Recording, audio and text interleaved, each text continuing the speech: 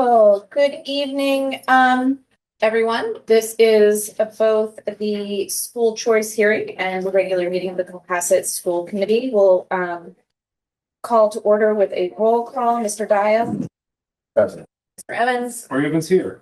Mr. Squattrito. Present. Mr. McClellan. Present. Jan Lusky present. We do have a quorum, so we can begin. Let's stand for the Pledge of Allegiance. Pledge allegiance To the flag of the United States of America and to the republic for which it stands, one nation, under God, indivisible, with liberty and justice for all. So this begins the school choice hearing portion of our. I think everyone will adjourn the hearing and then we'll start the school committee meeting afterwards.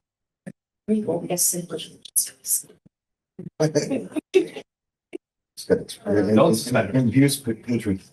Yeah. Dr. Shannon, would you like to jump in? Yep. And then certainly if there are participants that would like to ask any questions, we can certainly see those with your raised hands on the screen. Yep. So tonight, we're here to talk about school choice ahead of this evening's regular meeting and have an opportunity at that meeting to vote about school choice. I think it's important that given all that we've done with the budget this year, that we really look at the actualities of what school choice can or cannot do for us as a district, especially as there's a belief that if we become a school choice district, that we bring in a full per pupil expenditure for every child who chooses to come to Cohasset, which is not actually how school choice works in Massachusetts.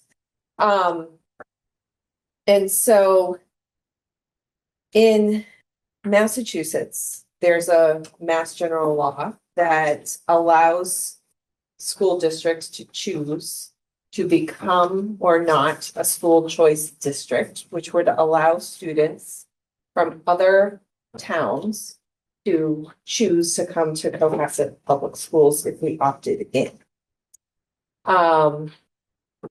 It also allows Cohasset students to choose to go to other schools if they wanted to, if that's a school choice district. The key here, though, is the financial piece. So for every student, if we were to become a school choice district, for every student who enrolled in Cohasset, we would only get about $5,000 per student. The regular per pupil expenditure for a Cohasset student is approximately $22,000. So there's a big gap between what we would get for each child that chooses to come here and what we get for our Cohasset resident students. If we became a school choice district, some students who chose to come here who may be on IEPs and get specific services, we may get a little bit more money for that student, but not $22,000 necessarily. So given this math,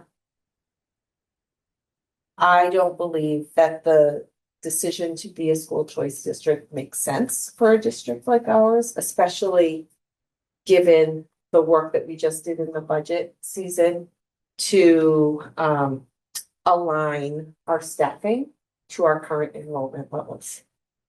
We now don't have a lot of wiggle room in any grades to allow for additional student seats to be had in classrooms.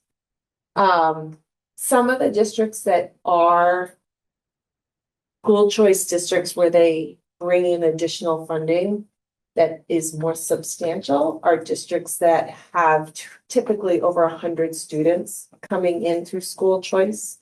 We would never be able to accommodate that. And so given the fact that there's the financial gap between the per pupil expenditure and the almost capacity we have in our classrooms right now, I think it would be a disservice to the district if we engaged in school choice.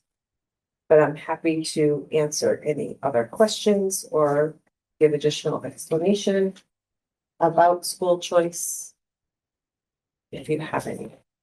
Thank you, Dr. Shannon. Are there questions or comments from committee members you may ask it with? How is the reimbursement calculated? So you pointed out, obviously, there's a discrepancy between what is the common understood and what the actual number is. Is it based on where the student is coming from? Is it based on what our district is, or how is that The calculated? state says it's $5,000 per student. Oh, it's just flat. There's Yeah, no, it's flat rate. okay, I wish we could do that for everything. We just set a flat rate and move there. Yeah. On the budget per pupil, right? So our cost per pupil is made up of, obviously fixed costs and Yeah. variable costs, right? So and this is not a per, I'm not looking for an exact number, but obviously if we add one kid to a classroom, our costs don't go up by $22,000. Do you have any sense what the variable cost is for a student? Like, is it, okay, I wouldn't expect, this is I not a. would be completely guessing. if Okay, it's me. that's fine. But it's fair to say it's probably in the thousands of dollars when it comes to, kind of all the little things that we have to do to service. Mhm. Okay, because I was thinking about this as well, kind of in the step function world, where is there an efficiency point where we can add 2 or 3 students to a couple grades and actually lower our cost per pupil because don't have to add any resources. But if it's $5,000, that really does not leave any room for just, simple services, just like paper, right? There's not any room there. Okay. How much like fine grain control over that would you have? Like, would you be able to specify a number per grade or? I think yes, Okay. we could set those parameters. I think where we lose oversight or decision-making abilities is in who we accept. Because if we said we had 5 seats per grade and we had 20 students apply for those 5 seats, we can't use any discretionary data to make decisions about who those students are. We have to have a true lottery. Yep. And so you can't look at attendance data, academic data, discipline data, IEP, or 504 plans. You really have to make decisions that are fully quote unquote blind and equitable. And so depending on that, it could bring with it additional costs or additional services. I already know the answer to this question, but considering that my daughter is in a class that has, I think, 22 girls out of 100, it's like 25. The class that my daughter's in is like insanely not represented evenly. Can we choose gender on who we let in? No. Okay. Because I'm worried about that class because I could absolutely understand the position of, well, if lose 10 females to private schools, and all of a sudden we've got a graduating class with 15 girls out of 100, like that worries me, right? So I leave that as a concern I have for that cohort going forward. That's interesting. I don't know that has come to my attention yet, that we have a class that's. Yeah. Dr. Stiles, do you have excited. it handy? You don't, Okay. you're saying 20 girls out of. It's like 27 or something. It's currently first grade. It may not be that, but it's not nearly 50. It's crazy. Yeah, but no. we Okay, can't all right. Can't choose by gender either. Thank you. That's all my questions. And we cannot cap. Or we could cap to say we could take up to, and this is just sort of an exercise question. We could cap. Okay, you can cap. But then you still, it's a complete blind admissions. It is. Or lottery admissions. Yes. And even if we were to try to squeeze 3 in this grade and 4, because we have declining enrollment, that's something you brought up, and I think that's a common question. But even if we do kind of enroll in that, to just, squeeze an extra couple thousand into the budget, which would be great. We kind of open ourselves up to also the risk of losing people. And I think, I remember what you said when we voted on the budget. We don't want to take risks. That's not really our position. And I think that's something important to bring up because I think it would be great if we could bring 3 more people into this class and 2 more here and really look at it. And I think that's something that we wouldn't be afraid of doing, but it just brings in a lot of risks. And I think that's just something people should be aware of. Yeah. We are coming up on 6 o'clock and the end of this meeting and the start of our next one. So I do believe we need a motion either that we can vote to be a school choice, school and phrase it that way, or unless there's a. I think we're gonna do that Oh, we during do the it. meeting. All right, great, sorry. Yep, all good. Before we go, can we just confirm that there's not any public comment? There is no. I No am, one here. our question and answer is open. We have 2 people here online. We have no people in the audience, just for public record here. So there are no questions, and it is working. Dr. Shannon just tested for us. Thank you. So there are no open questions here regarding, school choice. And thank you, everyone, for rescheduling this. This is. And a good conversation. So we need to adjourn. I'll move to adjourn Thank the you. public hearing on school choice. Thank you. Mr. Dial, we'll vote on that. Aye. Mr. Evans, Graham is I. Mr. Squatrito, Hi. Mr. McClellan, Aye. Jen Leskey, aye. Give it just a minute, 6:01, so we actually could move right in if anyone ready for that. Can I just make one comment? They want to get rid of Dr. Scollins as Firefly note taker. Is that in the panelists? It's in the, Yes. it's in the room. Thank you. So I'll do that. It's kind of weird. It's in the room. For Firefly, it's the room. Yeah. That he's gonna figure it out before he leaves us. Mm. It's such a pretty name though. Thank you. Sorry. No, thank you for saying that. All right, folks. Here we go. All right, welcome everyone to the regular meeting of the Cohasset School Committee. Today is Wednesday, May 6th, 2026, and it is 6 p.m. We are here in the Learning Commons of the Cohasset Middle and High School. We will call to order. We do have a nice full agenda today. And we'll start with our roll call. Mr. Dias, Aye. Mr. Evans, Mr. Squatrito, Present? Mr. McClellan, Present. I'm just being very agreeable right now. Jen Leskey present. So we are all here and we do have a quorum of 5. If all those who are willing and able could please stand for the Pledge of Allegiance. I pledge allegiance to the flag of the United States of America and to the republic for which it stands, one nation, Under God, indivisible, with liberty and justice for all. Thank you, everyone. As always, public comment is first on our agenda. We are happy to take those comments from those of you who are participating in this meeting via Zoom. Please use the question and answer feature. We do have no humans present in our audience at the moment. So we'll give that a second. We do have a nice full agenda with some invited guests and reports from our administrators. Okay, so seeing no public comment at this time, we'll start with our invited guests. Might need to be invited. So invite them. Close the door on them. All right, one moment, please. And again, now is extra time for public comment if anyone has some.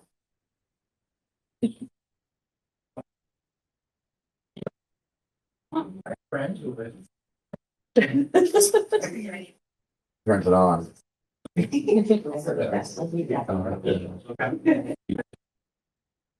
Dr. Chan, you have a slideshow? I do. Do they want me to turn it on? Yeah, so you can cue that up. Great. Where should we be? Anywhere. Oh. So, Along here. that doesn't want to be measured. I have, That would be shit. we're all participating, but there are about 5 kids that are in. Great, let's bring them up. Okay. Go put it over here. It's these first. We're right behind you guys.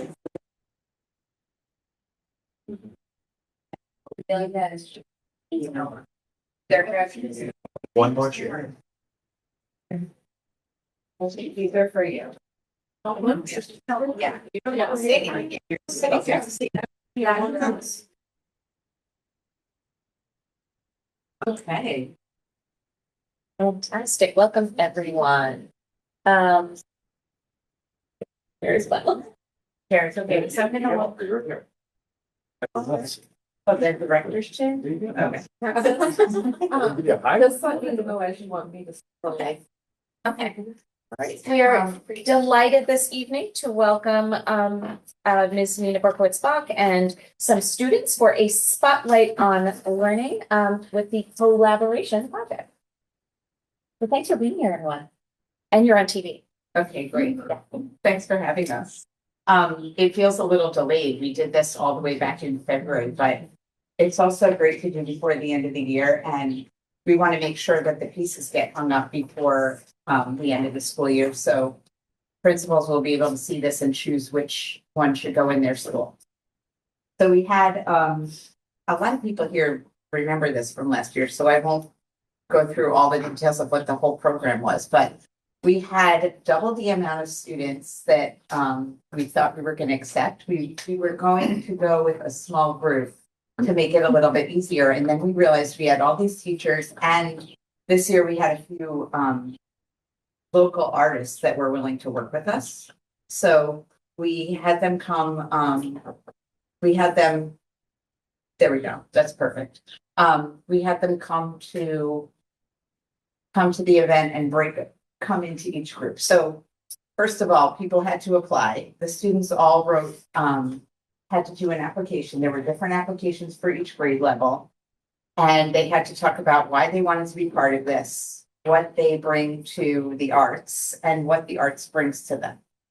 And we had Stephen Sheffield, Ken Shannon, and Amy Bertacher Geyer, who were our 3 different local artists around here that do sculpture and painting. So they tended to work with one group at a time, but they moved around and gave tons of advice. It was pretty cool to see like kids interacting with them.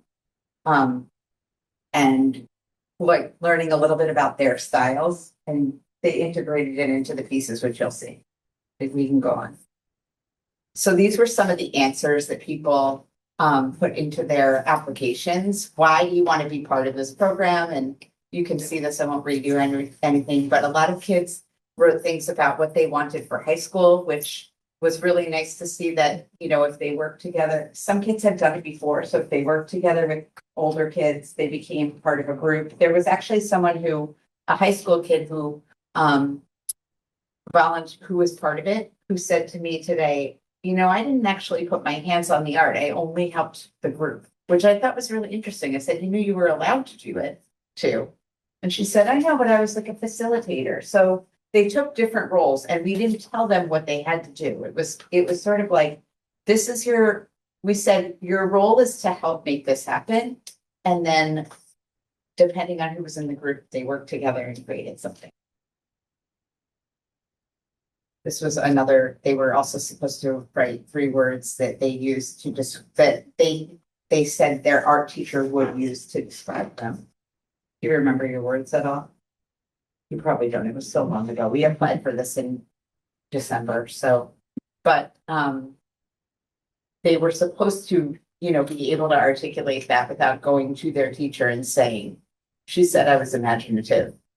And when we met with the kids on the first day, they all sat together and talked about all the things that they used in their application.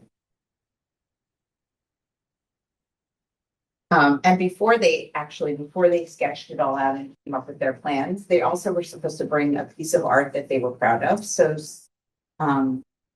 there were lots of kids talking about their favorite piece, what kind of medium they're really good at working in, which is why when we played with the examples of all the mixed media, there were some that had some stitching and some that were a lot of painting, and there were some that had writing in them.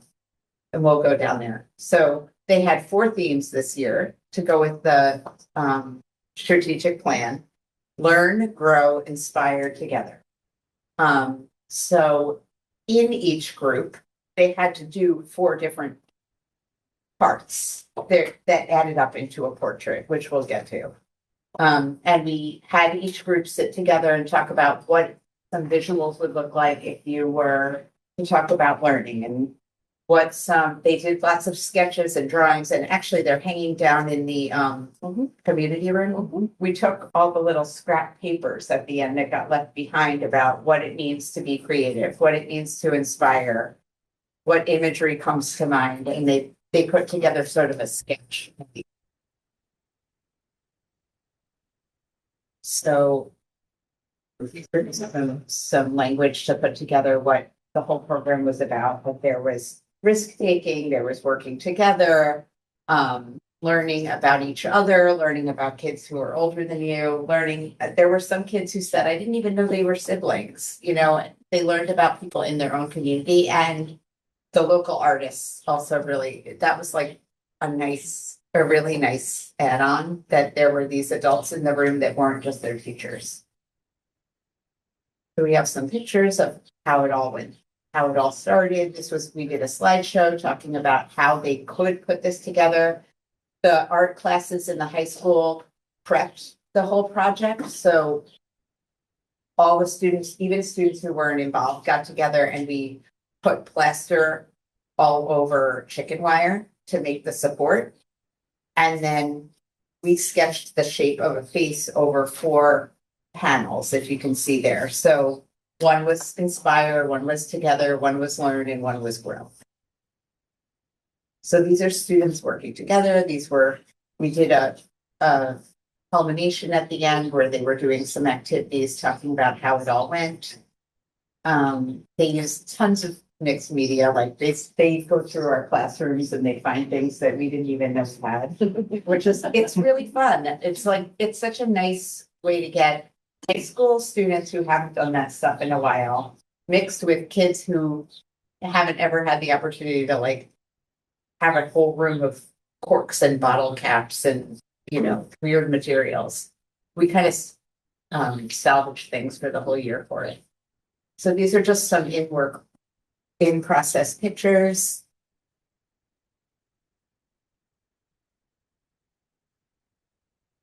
We had three different rooms, 4 different rooms, three different rooms. And there were absolutely no rules except that people had to be kind to each other. That was really at the end of the day, we barely even made everybody clean up. It was pretty wild in the end. So there are not too many rules. You have to be inspired by the theme. You must encourage each other and be kind, ask questions, share ideas, listen to each other, and have fun. They had a short break. We had lunch together, but they worked from the beginning of the day to 3:15, where at the end of the day, they invited anybody who was picking them up was allowed to come in and see the pieces in maybe fruition. So these are the finished pieces. So there are 4 different ones. And last year, the way that we did this is the principals kind of wrote me a note of which one they felt would be appropriate for their school, and it worked out. So we'll have them do it again. I'll send out an email. We have 4 panels that they're pretty stuck together, but they can get hung separately or together. And they're enormous. So we'll find some good spots for them and you can hang them in the appropriate places. But you can tell, I don't know if you can tell from here, but they're all profiles. Can you see it from here? Okay. They're pretty big, so we have to kind of get above them. But so while you're looking at those, we have some artists who participated and they prepared some words just about what the experience was like, what they learned, why they might do it again, what they hoped and what they got out of it. And they were told it's casual and they can speak from their heart. So I think that the first person who would go is Rose. Rose, do you want to say what grade you're in and what school you're in? Well, I'm in 2nd grade. I go to Osgood. The piece, I had 3 pieces that I added on to. So, I did 3 pieces. I used a lot of scrap for one part of it. And yeah. What was your favorite part of the day? I would say working with other. And was it what you expected? Not really. Can you think of why, what you expected maybe, and then Well, what I really expected was that there were materials in the classroom, not like outside. We had an entire hallway of tables of materials, and once they made their plan, they had access to the whole hallway. Yeah, that was kind of wild, right? Yeah. Okay, great. My name is Callie, and I'm in fourth grade at Deer Hill. And I worked on a piece that like want you to like grow together and not be working in What kind of materials did you use? work similar. A lot of found stuff. Okay, great. Hi, I'm Lexi Sylvia from fourth grade at Deer Hill, and I have a few words. I did my output on version because I wanted to do art with people from other communities and other grades. And the piece of art I worked on was with my friend Molly. We worked on a piece that inspired people to grow. I learned that all the art I worked on was not with My name's Amelia. I'm a junior.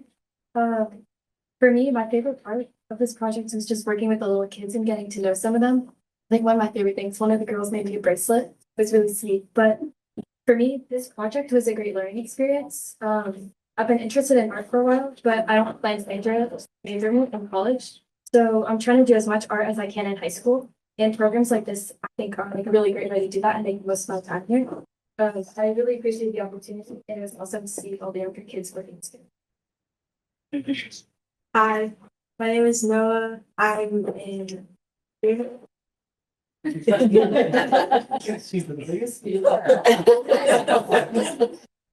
school. Junior. I really enjoyed this activity, this event. I am planning on going into art and education, and I find myself doing a lot for my community or communities. And I really enjoyed like hanging out with the kids and doing artwork with them. I spent most of my time running around helping my room and all the other rooms that the students asked, or yeah, the students asked me to. They had a lot of ideas, and from, in my opinion, my specific group, they kind of knew what they were doing. So I was mostly just like helping them out, and it was really fun. I definitely got my steps in that day. It was a lot, and I enjoyed it, and I would definitely do it again. Great. I think that's the end of the, Yep. So what we are hoping is that, we can show these, maybe I can, you don't need to show them the slideshow, but, that we can present these to the principals and they'll have them hung. And, just, we thank you for your support and having us do it because it was a huge success. I mean, it feels like it was a little while ago, so it's hard to bring back like that, but it's also really great to talk about at the end of the year. So, and we were hoping maybe we'll put them out for RR's night so that. Yeah, that's great. Thanks, everybody. Thank you, Good job. everybody. Are there any committee members that might have any questions about the program or for the students? They did such a nice job speaking to your experiences today. I'll just say, great job, guys. It's hard to come in from a group like this and talk about stuff you did. So, you did an excellent job telling us about it. And then from the kind of school committee perspective, this is exactly the sort of thing that I think makes our district excellent. Is these hands-on activities where we not only emphasize learning, but also team building and, the creative side of things. So, I'm glad you guys had a lot of fun. I'm glad you guys took the time out of your night to come and talk to us. So thank you. Thank you too. Of course. I'll just also add my thanks and comment on just that when seeing the applications, it was interesting to me how many students noted the way in which art provides mental health support, that it's a release of stress, it helps you feel calm, it allows you to be creative or tap into something outside of your regular routine. So I think that's another important reason to have a vibrant arts community in our schools. But also that this was a multi-age project, which all of you spoke to in some way or another about being with students who you share a school community with, but maybe you don't get to see all the time. But you are all part of our district, and being able to work together and be schoolmates and not just classmates is a really special opportunity. That there was leadership for our older students, running around and getting your steps, really helping to facilitate. That is an amazing opportunity to have. And then finally, there seems to be also just this environmental piece here where we're using found objects, we're using things that maybe are at their end of the life for a particular high school course or middle school course or Osgood course, and they're getting used and repurposed in beautiful ways. So thank you for that. I'm excited that we now will have 2 pieces of collaboration art in our schools, and hopefully there will be many more pieces to join. So thank you parents too for coming out at dinner time and bedtime for if you have younger ones. It is hard to be here, but we really appreciate your time and being here. And thank you, students. You were so brave doing this, and you all did an excellent job. It takes a lot of practice to talk in front of people, so you also got an opportunity to do some public speaking. Well done. Thank you.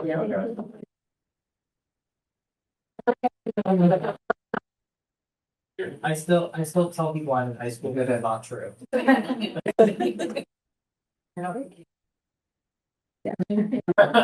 gonna let the next group of students come forward.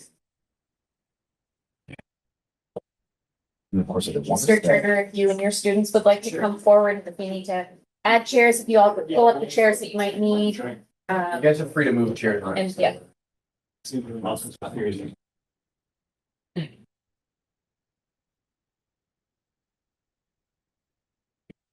Mr. Turner, let me know when you'd like me to share these slides. We can start out with that. It might Okay. give me a little bit of a cue to remember what it is I need to talk about. Okay.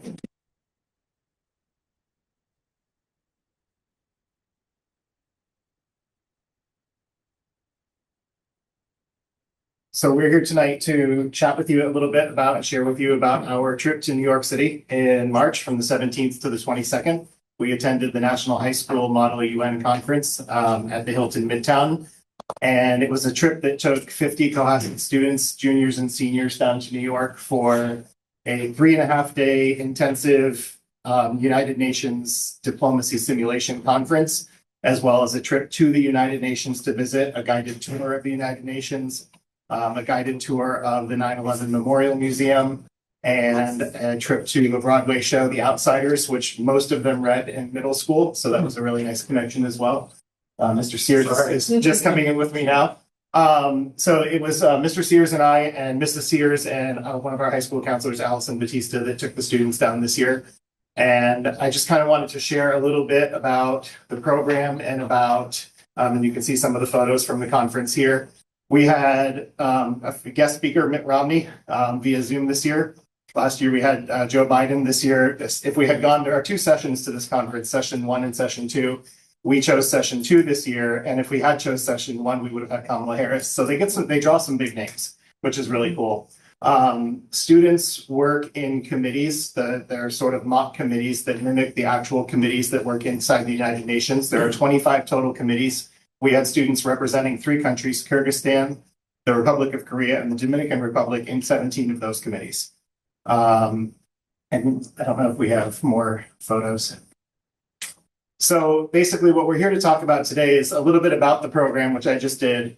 I've got a bit of a slideshow put together here for you that goes through how this aligns with the vision of the graduate for high school students, how it aligns with the values that we've stated in our strategic plan, some of the conference logistics for next year, the cost and funding for the conference for next year, and our request, which is that we get permission from you to send 48 students to the conference again next year.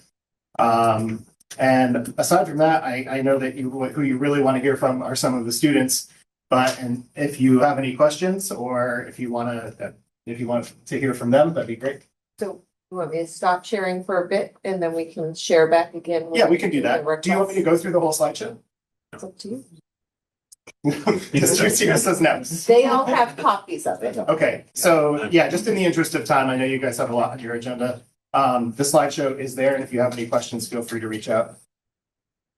But if some of you guys would like to share your experience at the conference. Start with Jay. All right. So I'm a junior at Cohasset High School, so this is my first time attending NHS Model UN, and I was lucky enough to be with the Republic of Korea. And I was also lucky enough to be a part of the delegate of the year, Faisal Al-Rashid. And so we worked together on the special committee on peacekeeping operations. And I think it gave great experience on especially public speaking, also just geopolitical knowledge and learning about kind of researching that sort of topic. Because I don't necessarily think you get much exposure to it in high school curriculum. This is not a major part of necessarily what we do, especially like see in the AP class, you don't see a lot of that outside of like AP US or AP Euro, outside of the AP history courses. But I would say it was a really good experience in that sort of education. But I also think it was very important on education, just like culture in general, because we have to visit New York City, which is one of the probably most diverse cities in the world. So you have to try different cuisines, meet a lot of different people. And also we saw things like the outsiders really just immersed into like different forms of American culture that we don't see much around here, especially in New England. So I think it was a really good experience all around for almost every student that went. So. My name is Aaron Triaki. I'm also a junior at Grasset High School. This is also my first time at the conference. I thought it was a really valuable experience because we all worked on research papers over the fall and the winter on a specific issue in diplomacy that we all were really passionate about. And then being able to apply that and work with all these students from different countries that you spoke different languages to that we learned in school. I thought that was really cool. And like working on a plan together that we thought would actually be applied in the actual UN in a simulation and assuming these different roles in this different dynamic and like organizing these plans with leaders and delegating different tasks to different diplomats in the room. I thought it was a really valuable experience and unique that you can't really get out of a normal class in school. Hi, my name is Maddie. This is my first Model UN conference, but I've previously done Model conference, and then I did Model UN this year, sorry. But I've noticed that this experience has brought in connections. I have like a passion for helping kids, and I really want to do international relations. And I was lucky enough to be in the UNICEF committee. And I think that has helped me understand more real world issues now. Yeah. I'm Kate. I'm also a junior, and it was my first time going on Model UN too. Ever since I started high school, I've been really interested in like international relations and politics. So I was always really excited to go on Model UN for like the academic aspect. But since going, I kind of feel like the social aspect was even more impactful because I got a lot of experience in committee with public speaking and just collaborating with people. But I also met a lot of people from all around the country, but also from a bunch of different countries. I made some good friends in my committee who were from Mexico, and I got to practice my Spanish skills, which was really exciting for me. And yeah, so while I got like a lot of valuable information and practice while in committee, I feel like the connections I made when I was on Model UN were really nice. It was really like a big reason why I would want to go again. I'm Avery. I'm also a junior, and it was also my first time at Model UN. I'm not sure if there's much more I can really touch upon, but I do agree with Kate and Maddie. Like I have always been like I love history. That's like one of my favorite subjects, and I feel like I've always been interested in ways that I can apply that background knowledge into something different, such as maybe politics or international relations. So it's something that I'm definitely looking into for maybe a potential career path in college majors. So I feel like this Model UN gave me a chance to learn more about what I could be doing. And just the research aspect before even conference, I feel like it was very rigorous. I guess a lot of information that you needed to sum into along with critical thinking. And like Kate said, there's definitely the social aspect, which I feel like the experience itself, I wasn't expecting going into Model UN, which again, I wasn't expecting like the people from all around the globe really, but interacting with them, I feel like Grasset, it's definitely a bubble, and you got to experience so much diversity, not just like witnessing it, but also interacting with it. And people there, they were really so friendly. I think we can all agree they were all really nice there. It was overall just a really great experience that I'm grateful for. I'm Flannery. I'm also a junior, and this was my first time doing Model UN, and really my first time any experience like this. So that made it really special. But overall, I definitely agree with what's been said so far. I think what made this conference so important and so unique was definitely, as they have said, the rigor of it. It's really like being able to put yourself in the shoes of another country, figure out what that country needs, and also what it can contribute to a larger group with other students representing other countries. That's something very, very unique. And I think it brings out a lot of real world issues. And getting to collaborate with people, I think, was really the most important aspect of it. A lot of people had really well planned research, really good speeches, and it was very fast paced, so it can be hard to keep up with it. But I think being able to have those unmodded discussions and get to go up and actually talk to people one on one, form like our groups and make plans on how to solve issues, that was something really incredible. And again, like something I've never experienced before. So getting to see that unfold. And I would agree too, really a special part of Modulin overall was the fact that there was so much diversity in people. And Kate and I were in the same committee on transcontinental organized crime. Also very interesting. There are people from probably at least 7 other countries around the world. Latin America, Europe, and US, Canada. So that was really incredible. And I think that was great to meet people. And it was also the first time we really practiced our Spanish skills outside of school. So that was really interesting. Yeah, the program for next year, we're hoping to improve upon the program a little bit in terms of getting our students prepared. One of the nice things about the NISBN conference is that it does not overstress awards. It does not overstress competition. There are awards, but they're for things like preparedness and for position paper writing and research. And we have in the past not always met the submission deadlines because it's relatively quick to do the research, turn around the research papers, the position papers, get them in for review. And so to qualify for awards, you have to meet an earlier deadline. And the regular deadline is already fairly early in the school year with a lot on their plate. So next year, we're really hoping to meet that early deadline and put ourselves in a position to maybe earn an award at the conference. We also were invited this year to attend a regional Model UN conference in Nauset on the Cape. And it was a little bit too short notice when Mr. Scott got word of it and sent it over to us for us to prepare a delegation. But that's in January, and we think that would be a really good warm-up. To take a handful of students out to the Cape for a day or two and get some practice in before we go to the big conference. But like the student said, it's a tremendous experience for them. This conference attracts 6,000 students from around the world across 2 week-long sessions or just shy of a week-long sessions. We're looking at dates next year for session 1, which are March 11th through 15th, which positions us to only miss 2 academic days of school. For the field trip because it takes place over a weekend and there is a Friday PD day. This year we didn't have any PD days in March, so it required the students to miss a little bit more school. And kudos to them for catching themselves up after such a huge amount of work over those 4 days. But that's what we're looking to do next year, and we hope that we'll have your blessing to do that. And we do have some information around the cost of the trip. There's some district investment in terms of substitute teachers and travel. There's no program or travel costs that the school has to fund. This is typically a self-funded trip that the students do. This is our request.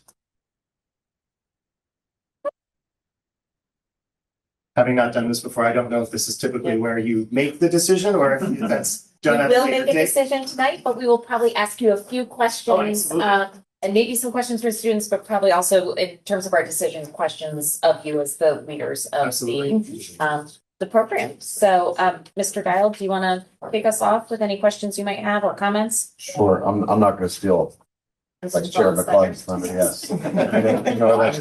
I love it. Should we just start? No, you can't. We got all our roles to play. So I'll be brief. Guys, sounds like you had an awesome time. And I love you hit on, and I don't know if you planned it ahead, but you hit on all the things that we like to hear about. Diversity of experience, meeting new people, challenging yourselves. These are the experiences that I think are priceless and why these sorts of programs are so special. I mean, I have to say that I remember the trips that I had in elementary school more than I remember my school days. So These are great experiences and it seems like it worked well. And so I highly support this. And as far as the next year trip, one of the things that we need to think about obviously is cost of families, for a week-long trip to New York City, which is a great thing with all the things. It seems like a reasonable piece. One thing, Superintendent Shannon, and I ask about this a lot, but when we look at these trips, it'd be great to see this in the context of all the trips that we offer our students, just so we can see where it fits in, because we want to make sure we're not overburdening our families with these things. But these are great opportunities. We shouldn't miss them. We shouldn't lose out on them, but it'd be just good to see it as far as the mosaic of which grades are getting which opportunities and and what the overall costs are. So, but yeah, so I think this is great. Definitely have my full support, and thank you for doing it as faculty and staff, because I know it's a time out of your normal lives, but and very much appreciated for the impact it has on the kids. So thank you. Mr. Evans? And did you say that Faisal got delegate of the year? No. Oh, sorry. Faisal was one of our lead delegates. Lead delegates. Okay, I was like, we just passed that. But lead delegates from here. Yeah. I know Faisal from Safe Harbor. I just remember one of the things that I did the civil department when I was young, and all the work that went into this policy that we were trying to pass, and it didn't work. So was there something that you guys tried really hard that didn't work, or something that you figured out a way to save at the last minute when you're doing negotiations and your discussions? Did that always, I always remember those conversations trying to get something across the finish line. In my committee specifically, since I was representing the Republic of Korea, Yeah. we were specifically trying to get a clause into our working paper, which is like the resolution that you try to get passed into. Yeah. And we were attempting to get our own clause into it as basically pretty much mainly benefit our interests. And it took a lot of convincing to get a lot of the other countries in there to do it. Because it's also one of the big challenges of modeling, I think, is specifically trying to stick to your country's political beliefs and not your own personal ones. Yeah. And so it's kind of hard to work around that, but at the end, it kind of all worked out. It's just like learning cooperation skills there, so. Cool. Anyone else? I remember in my committee, our chairs were trying to get us to talk about displacement and migration and how that affects the health of children and the access to health that they can receive. And I remember me and my partner, we tried to advocate that a lot.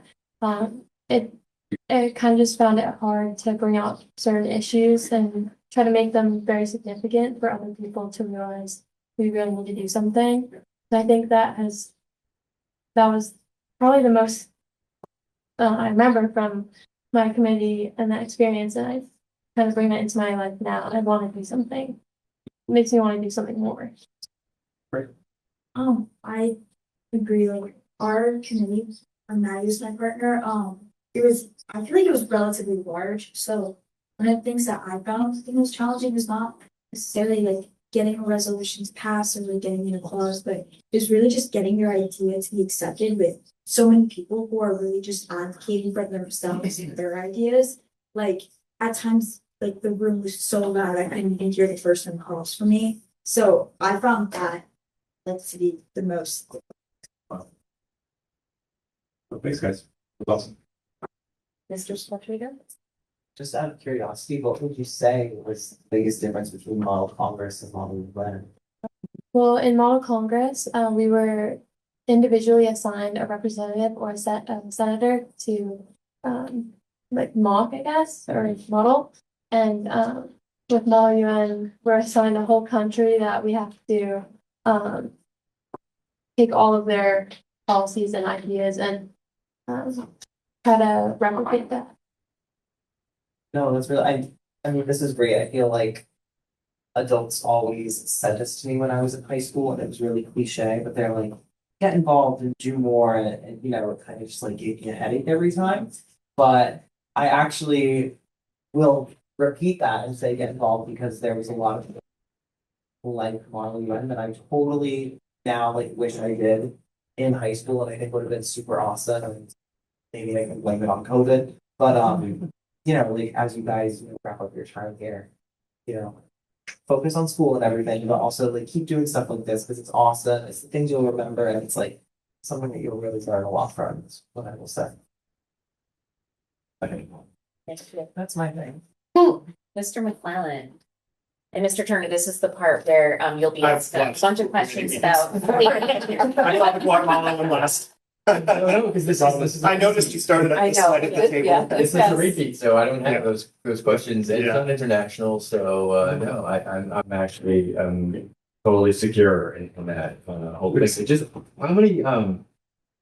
how many students attended? You probably said it, and I just missed it. So We had 50 sign up. One couldn't attend at the last moment, so we took 49. The conference maximum is 50 per school, so we are one of the larger delegations at this conference. okay. The conference director, as it happens, lives in Plymouth and knows Cohasset quite well. But he said that we were one of the largest delegations, and he would like to see us apply for more specialized committees next year. So that's another thing that we're going to do. So we took 49 this year and 4 chaperones. Okay, all right. Yeah, that's great. Good to be a big delegation. So It we is. can get some, countries that can be more controversial or a little bit more engaging or something like that assigned to you if you have a bigger Yeah. delegation. So that's good. So I was happy to hear that a number of you guys cited the social aspect of it being interesting or memorable or engaging for you because I always remember, like, first of all, I think it takes a certain amount of like confidence and a little bit of courage. Like you're coming into a large group, people you don't know. It's preparing you a little bit for college in that sense because you're gonna have to come into a community that you're not familiar with. But you also have to, you're worried about, okay, am I going to sound stupid? And people don't understand my points. Am I going to be heard? I don't know if it was Avery or someone just mentioned that, that being heard is a big deal. And you notice that, fairly quickly there's some louder voices in the room than others. And it's a really unique experience, sort of integrating with the other school districts throughout the country and the international students. And I'm so glad that you guys sort of embrace that. Because a lot of times you can get bogged down in like the actual assignments of representing the country and, and sort of miss out on that tangential benefit, which is a huge one.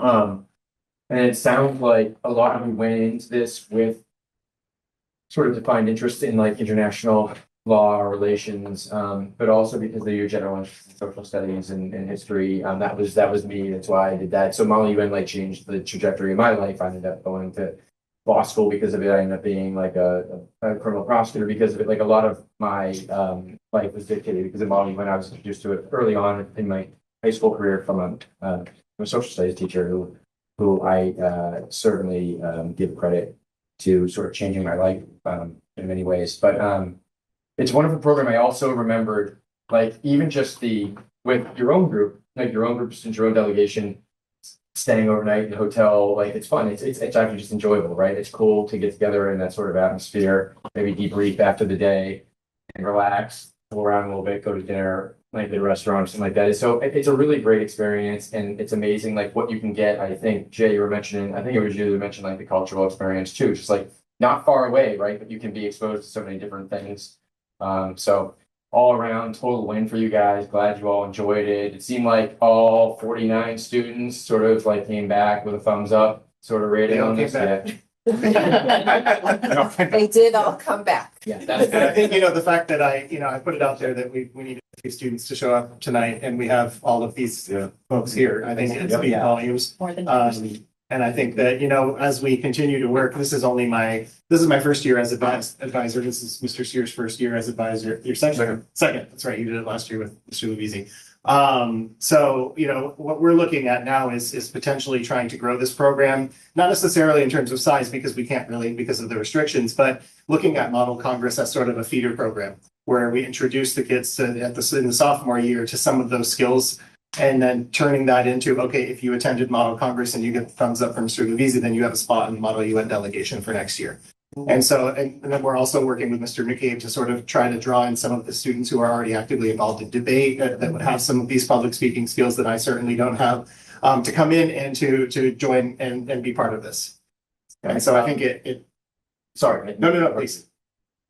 So the local conferences like NOSIT regional that you were talking about, are there I went to a Catholic school. So there's like we kind of like we're our own little conglomerate or the Yeah. confederation and we had our own little conference. Are there other like opportunities to do local conferences? Because I actually thought those were really great. You don't have to go away and you can get like sort of a quick fix, so to speak. Yeah. And in the smaller conferences, a lot of times you can get Security Council countries, you know, and it can be a great experience. Have we thought about, and maybe you guys have, I don't know, trying to find other, because there are several, I think, in Massachusetts that are, I wouldn't be too far away.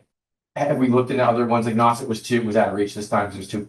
It was a reach because I think we found out about a month before. Right. And so it was really tough to throw it all together, especially when they were in the midst of research for the conference in the spring. Of course. But absolutely, I think another conference, a local conference, would be a great place to sort of hone those skills. It's like I said, like a warm up for the New York conference. I don't know that a conference, a local conference, would be able to offer the same size and scope and diversity that the New York conference, offers us. But I definitely think that, and I don't know what the how large of a group we would be able to pull out of school for another conference earlier in the year. I mean, that was something we would obviously have to sit down and talk through.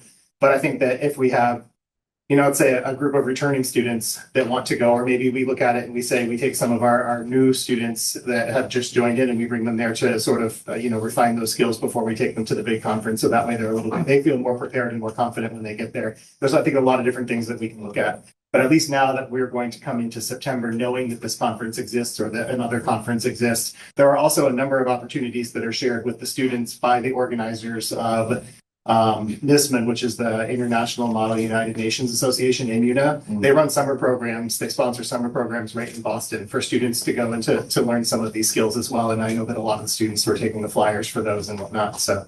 Yeah, that's great. Sometimes they do like day conferences on Saturdays or something like that, so you wouldn't have to miss school.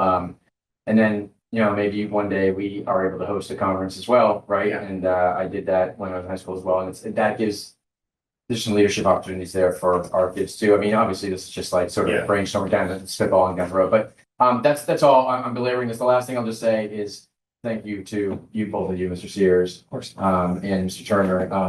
I like I said, it was an incredibly meaningful experience to me, and I know how much passion and heart my teacher put into it and bringing that experience to me, and you guys should be thanked for what you did with it, so thank you. Thank you. I will also add my thanks to you, Mr. Turner, Mr. Sears.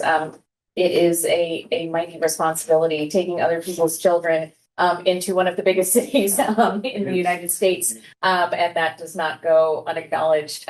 So thank you for doing that. Thank you, students, for being here. I'd like to compliment you all. Clearly, your public speaking skills have really been honed. You all spoke so well and eloquently and clearly about your experience, that it was obvious to me what a profound experience this was, and how fun it was, which I think is also part of this. Learning should be fun, right? Meeting new people should be fun. Eating out at cool restaurants should be fun.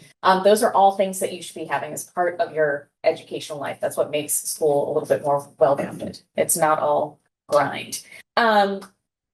I would like to ask, what I always ask is that it does feel like a very reasonable cost for a trip. However, we can't assume that that's always the case for all families in our district. Are there mechanisms or avenues for any families for whom the cost to attend would be prohibitive in either full or some? There is, to the best of my understanding, some scholarship money, according to Mr. Scott, that is sometimes available for situations like this. We did run into that situation, and we were able to accommodate that. And so there's, I think that there's always sort of a little bit of money left over at the end of a trip like this because you're never spot on, and so that always carries over into the next year as sort of an insurance policy in case we do have a situation where we need it. And so I think that, we try to be super responsible in terms of like projecting the costs and everything. But yeah. No, it feels ultra reasonable, but I also don't want to make assumptions about it. And we do break it. I mean, registration's next week. Oh, so we have to commit. We have to commit to this. The early registration is good because then we're more likely to get the countries that we have our sights set on. And so we are. We're hoping to put in the request next week for 48 students. That shouldn't be a problem, but it enables us to figure out exactly or close to what the cost is going to be and then set up installment payments so that we can take a deposit now and then the next payment isn't due until Christmas. Yeah, that's great. December that's another, I think that's another helpful. Spreading it out over 3 installments like we did this year, I think made a lot of sense. Great, thank you. So to that end, I think it'll probably take us about 45 seconds to get you the answer that you need as to whether or not you are moving forward. So do I have a motion in support of the Model UN continuing their trip next year? Motion to approve National High School Model Nations trip to New York City in 2027. Wonderful, thank you. Do we have a second? Second, All right, Mr. Diamond, aye. Mr. Evans, Aye. Mr. Swift-Rito, Hi. Mr. McCollum, Jen Muskie, aye. Please go have a wonderful trip. I hope for all of you for whom this was your first year and your juniors that you have the opportunity to do this again and come back and tell us how to do that. So thank you. Awesome. Great job, guys. Thank you very much. We will continue to move forward with the superintendent. Dr. Sarah. Thank you. So, welcome to May. This begins the busy season in schools. May and June will be, they just hit fast and furious. There's events, it feels like around every turn. And so in a minute, I'm gonna go through a few events, and hope that people will align their personal calendars with the school calendars so that they don't miss anything that is of importance to them.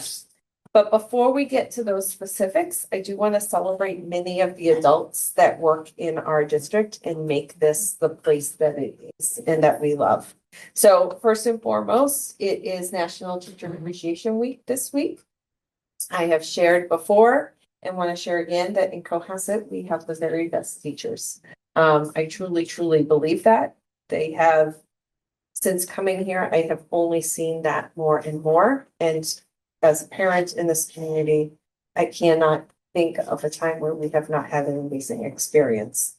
I want to express my deep appreciation and respect for our staff. They are the backbone of who we are and what we do and why we are successful. So thank you to all of our educators. It has also in the past week or so, week to 2 weeks, been a time where we celebrated Administrative Professionals Day, National Principals Day, School Bus Driver Day, School Nurse Appreciation Day, and School Lunch Hero Day. So in addition to thanking our teachers, I want to make sure that we're thanking all of the members of our school community. It takes a village to raise all of our children, and when Challenge Success was here, they made mention of the fact that our students in the survey, and actually it was also apparent in our youth risk behavior survey and some of our other surveys, that our students share data that is so high in the fact that they all have an adult that they can go to in this district. And it is not always teachers. Sometimes it is a custodian or somebody else in the building who they feel connected to. And so no matter what anyone's role, they matter and they matter to our students. And so we are just so grateful for all of them and that they are part of our school community as well. So as we get back to what's happening in May, last week we kicked off art celebration. It was Deer Hill Favorites Night, which is always a fun evening. And so a shout out to Mrs. Berman and all of the 3rd, 4th, and 5th graders who worked hard all year on their art and yielded such an amazing night. Tomorrow night is the Osgood Arts Evening. So if you have a Osgooder, please come and join us. The middle school and high school arts night will be May 19th, and you saw the installations that will eventually be in schools, but if you want to see them in person, you can come to the middle school, high school arts night and see them. Additionally, celebrate a different type of creativity. Coming up on May 13th and 14th, our Deer Hill students will be putting on the production of The Lion King. And then next week as well, Monday, Tuesday, and Wednesday are respectively the 3rd, 4th, and 5th grade spelling bees. So we're going to challenge people's creativity and art and ability to spell all in a period of a couple weeks. But please check the school websites individually as well as the district website. There's a lot going on. The next time we meet, I will be sharing more and more dates as we get closer to end of year celebrations for different grade levels and different schools. We don't want people to miss things. And I also wanted to highlight a really great event that a few of us here were in attendance for this afternoon. Definitely, I have no doubt, will be the highlight of my week. So as part of the 5th grade ELA curriculum, students engage in reading and writing nonfiction. And in the particular unit that they were working in this past couple of weeks, they researched the topic of homework and explored the pros and cons and value of homework so that they could take a position and they could write a persuasive piece. And this work not only reflects the curriculum, but also coincidentally aligns with the school improvement plan goals for Deer Hill. Principal Sullivan has been working hard to have conversations for 2 years about homework, be able to sort of set a new expectation. Today 10 students, one of whom was Jake's brother, 2 from each classroom presented their learning to a panel of adults. That included myself and Dr. Scollins and Mr. McClellan and Principal Scopoletti and many members of the Deer Hill School Council, including teachers and parents, which is hard to do. Remember, our 5th graders are 10 and 11, and they spoke to this whole group of adults. The conversation was so rich, and the students were truly extraordinary. They were able to clearly explain their research that they had done. They were able to grapple with and speak to the nuance and the complexity of homework. And what they shared actually aligns, going back to the challenge success information, that the data that was shared is like, there's good things about homework and there's bad things about homework. And there's no easy solution. And they were able to talk about that, and they were able to express what they thought was positive and beneficial and where they thought changes should happen. And they were able to demonstrate empathy for people who may not have situations that are like theirs. What we saw today is such a great example of why we're trying to move towards more and more deeper learning in Cohasset. There are lots of types of deeper learning that can happen.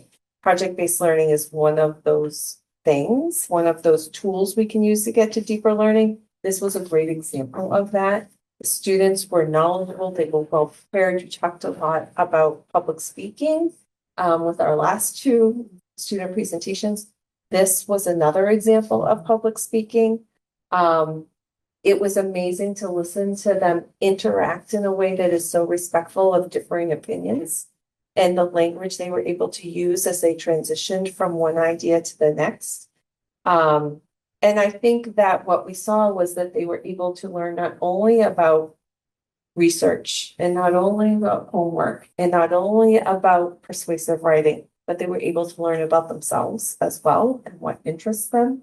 And so, you know, I just want to highlight that experience. I'll highlight it in my newsletter as well, because it was just a really strong example of the great work that our teachers and our students are doing in this community.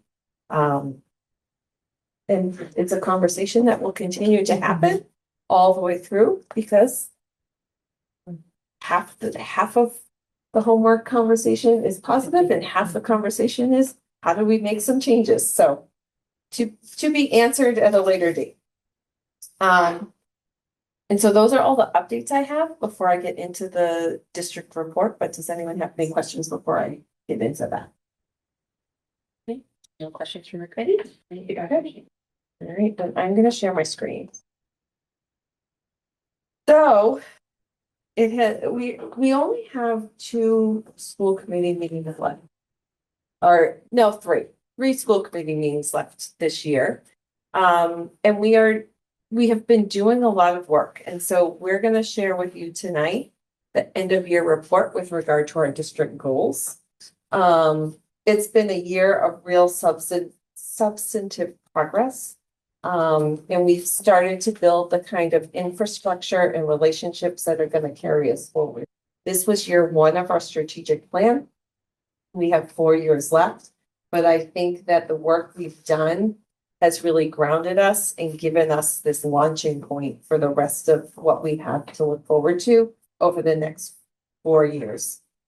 As I go through this in full transparency, many of our strategic planning committees are wrapping up this month and next month. And so some of the work and their final products will be forthcoming in the next 3 meetings, but we will share that out with you.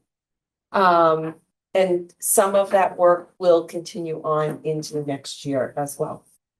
So my first goal is my professional practice goal. I completed year 2 of the 3-year NISSIP program, new superintendent induction program. I've been attending all of the sessions and meeting with my coach once a month. And I have 1 year left. And then I will no longer be considered a new superintendent. For our second goal, which is our student learning goal, I'm actually gonna turn this share out over to Dr. Scollins and Mr. Stapleton because it was a large focus of their work this year, and I want them to be able to speak to what they have done. So the first key action that we had was to build MTSS, or multi-tiered systems of support working groups at the elementary and secondary levels to help guide the implementation of that process and those procedures and to monitor progress.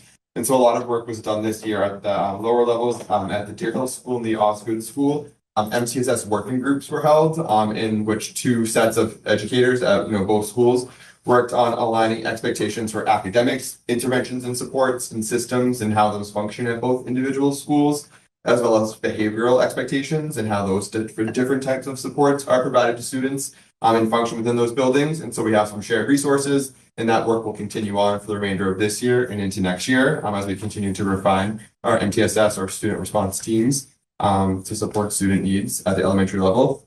And this work will also continue at the secondary level. The second key action was to develop a shared district definition of tier 1 and tier 2 instruction and what types of supports are available at the different levels of tiers. Tier 1 really being that supports available to all students, tier 2 being a little bit more focused supports that are available in small groups and individualized to student needs. And so this work was completed in the Cohasset District Accommodation Plan. DCAP has been updated to clearly define tiered supports at each building level. It also lists specific supports at each building level, within the different tiers, and really helps define for families and for staff what supports are available through Cohasset Public Schools at each building and how that looks different as students move through each building, each grade level, each developmental level. Additionally, a document's been created for shared expectations for Cohasset MTSS, that's those student response teams, which I'll speak to a little bit more in my presentation about some findings and how that all connects in. But we really aligned forms and made the process of tracking similar across all building levels. And then we also continue to monitor the fidelity of our curriculum maps, our instructional programs and benchmark assessments. And so we are almost completed with our middle and high school curriculum maps for the public. They all have their teaching ones that they use, but the public ones are almost complete. And so those will be available sometime this month. That will be up on the website for everyone to see. Most of them are there, but not all quite yet. So next meeting, I'll be able to share that with you. And then the elementary school K-5 have been working on guidelines, and those are well on their way to completion, and those will be available over the summer. So when the school year starts up, all of those will be available for the public to see. And we have provided time for our staff to be able to do this. It's a big lift for them to be able to take their information and put it in a public document. And so we provided time for them on March 13th for them to work on that. And we're still continuing to work because there's a lot of information in some of those maps. The next objective was to establish clear student response team norms and protocols. Again, in the document I just referenced in the previous section, we have developed those shared expectations around intervention supports and how the system works. So there'll be continued training for staff on that as new members join different student response teams at each building level, and as we track student progress throughout the school year. We'll continue to develop training for those staff members, like I just said. And again, some findings came out of our integrated monitoring review from areas of growth, then areas that I've also discovered for improvement. So we'll continue to be looking at the different types of interventions available, the date ranges of interventions, and how we track and monitor student progress through student response teams and through the MTSS process. And then, as you know, a couple weeks ago, I brought to you the monitoring that happened for us for ESSA, and that's the Title I, Title IIA, and the Title IV. And they look and see what our interventions are based on what the requirements are for Title I, and we met full compliance. So as I had mentioned before, but that shows that we are using the funding in the way that they feel that is appropriate. We have all the processes and procedures in place. And that our students are getting that tiered instruction on those students that fall into that category of that risk. So that's nice to hear.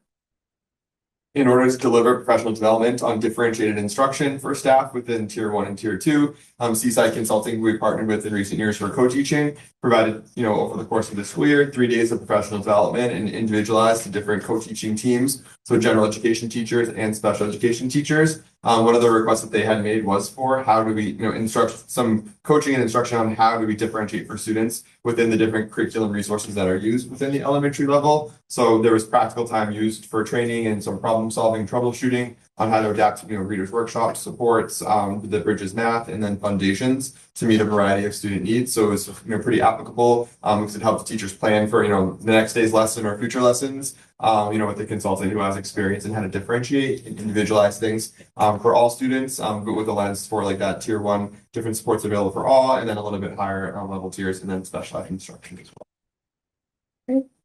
Thank you. Okay, well, we did provide professional development. Yes, we have the teacher led, which we're going to do again this year, coming up because it was so successful. So it was great. Thank you both. So goal 3 is around teaching, learning, and leading. And this year we took our first steps into our deeper learning initiative. And we built a project-based and deeper learning committee, a steering committee, so that we could really do this well and do it thoughtfully. And so we did not jump into implementation. We formed that committee so that we could spend the year learning together, auditing our current practices, and developing a shared definition for deeper learning. And that definition is going to be shared with all of the staff and will be vital to the work, and it will create a common language for us to use as we move forward.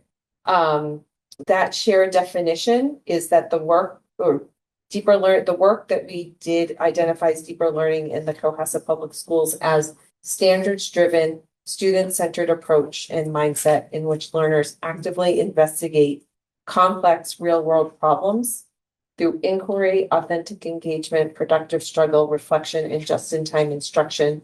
Students apply academic and life skills in original ways to create meaningful products for authentic audiences, developing deeper understanding, pride in their work, and an enduring identity as curious, capable, lifelong learners. And we think that that is a really solid foundation upon which we can build. And as we move into year 2, have a 3 to 4-ish year plan for actually providing professional development in all areas of deeper learning and specifically in project-based learning. And we're going to be launching that next year as one of 4 tracks that teachers can choose for professional learning. And we think that it's going to be a really solid way to grow PBL across the district. And we're going to be working with a provider who can actually help us create a train-the-trainer model so that we are going to build our own internal capacity to train educators in project-based learning so that we can be self-sustaining over time and continue to train new teachers as they come into the district. So we're very excited about the work that we're doing in this area and for what comes next. Our 4th goal was around wellness. And our wellness goal really asks us to grapple with the fundamental question of what does success mean for our students in Cohasset as well as our schools in our district. And early in the year, as we were talking about this goal, we realized that we needed to do a little bit more work to ready ourselves for this full conversation. And that engaging additional support to do this work would be really helpful. So we were really fortunate in that the CEF supported us in partnering with Challenge Success to do that. And their partnership became the anchor and foundation of our work. We were able to use data that we already have in the district from the Youth Risk Behavior Survey, the PAIR Survey, CSCI, and along with our discipline and attendance data. And we coupled that with the data that we now have from Challenge Success to really start to identify key action areas that we can move forward into next year as we start to create an actual definition of success and how we build the skill set of our students to tackle their academic challenges in a really meaningful, meaty, and rigorous way, and do it in a way that maintains their own mental well-being and physical health. It was really amazing to not only see the data, but then to have focus groups with students, and then even in the evening and from parents to think about the idea of success and the idea of challenge and the idea of competition and where is that healthy balance. And the students gave us some really great information that we are now able to move forward with. I think we can move forward next year in a way that in a way that is stronger because we have the work with Challenge Success to really hone our data, in some ways validate what we thought, and help us think through where we want to go from here. So there's a lot more to come in this area. Goal 5 was around community engagement. So we had a communications committee, and this committee took a long, hard look at how we communicated as a district this year. And we surveyed all of our families and conducted a full audit of our practices and our tools. And what we heard from the community was pretty clear. Families want communication that is consistent, concise, and embedded in things so that they don't have to looking and finding different things in different places. They also want to see and know more about what's happening across the district. So if they have children in one school, they want to know what's ahead. If they have children in the upper schools, they want to still be able to see what's happening in the younger schools. And so we identified some real gaps in what we do and how we tell our story and the tools that we use and the consistency of our practices across the schools. So we have a draft. Our final meeting is actually next Monday. So after that, I'll bring to you our final draft of a plan, but we have a 2-year plan that will address all of that. It will help us streamline our tools, strengthen day-to-day communication, and build a more intentional brand and storytelling strategy for the district. And like I said, we'll hopefully bring that to you at the next meeting because we meet on Monday to finalize that plan.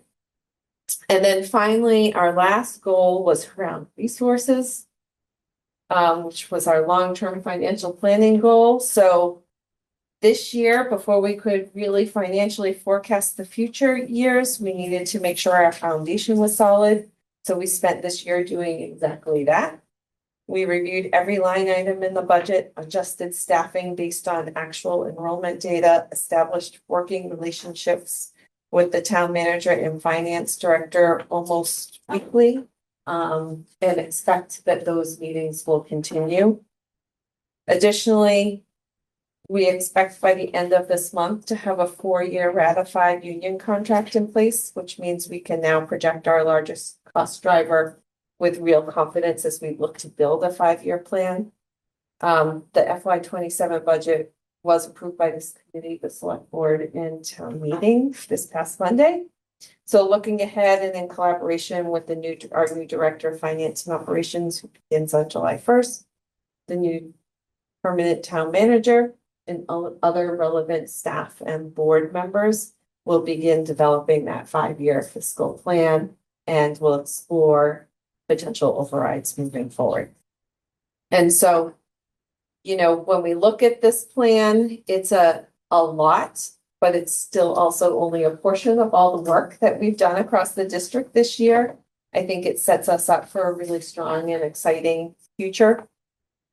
We now have stronger systems for students who need support. We have curriculum that families can count on. We have a shared vision for what deeper learning looks like in Cohasset. We have a really robust professional learning plan that is built upon the goals of our strategic plan and the voices of teachers. And we have a clear picture of where we are with regard to student wellness. There's a lot that we've accomplished and to be proud of. I'm really, really grateful for the teachers and the administrators who did all of this work this year. Every single committee we had has teachers on it. In most of the work we did, we also surveyed teachers.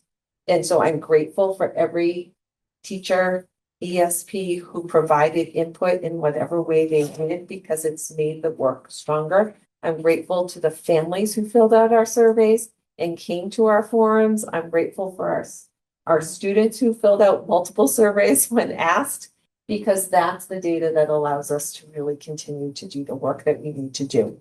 And so just thank you to everybody involved, and I'm excited for what's next.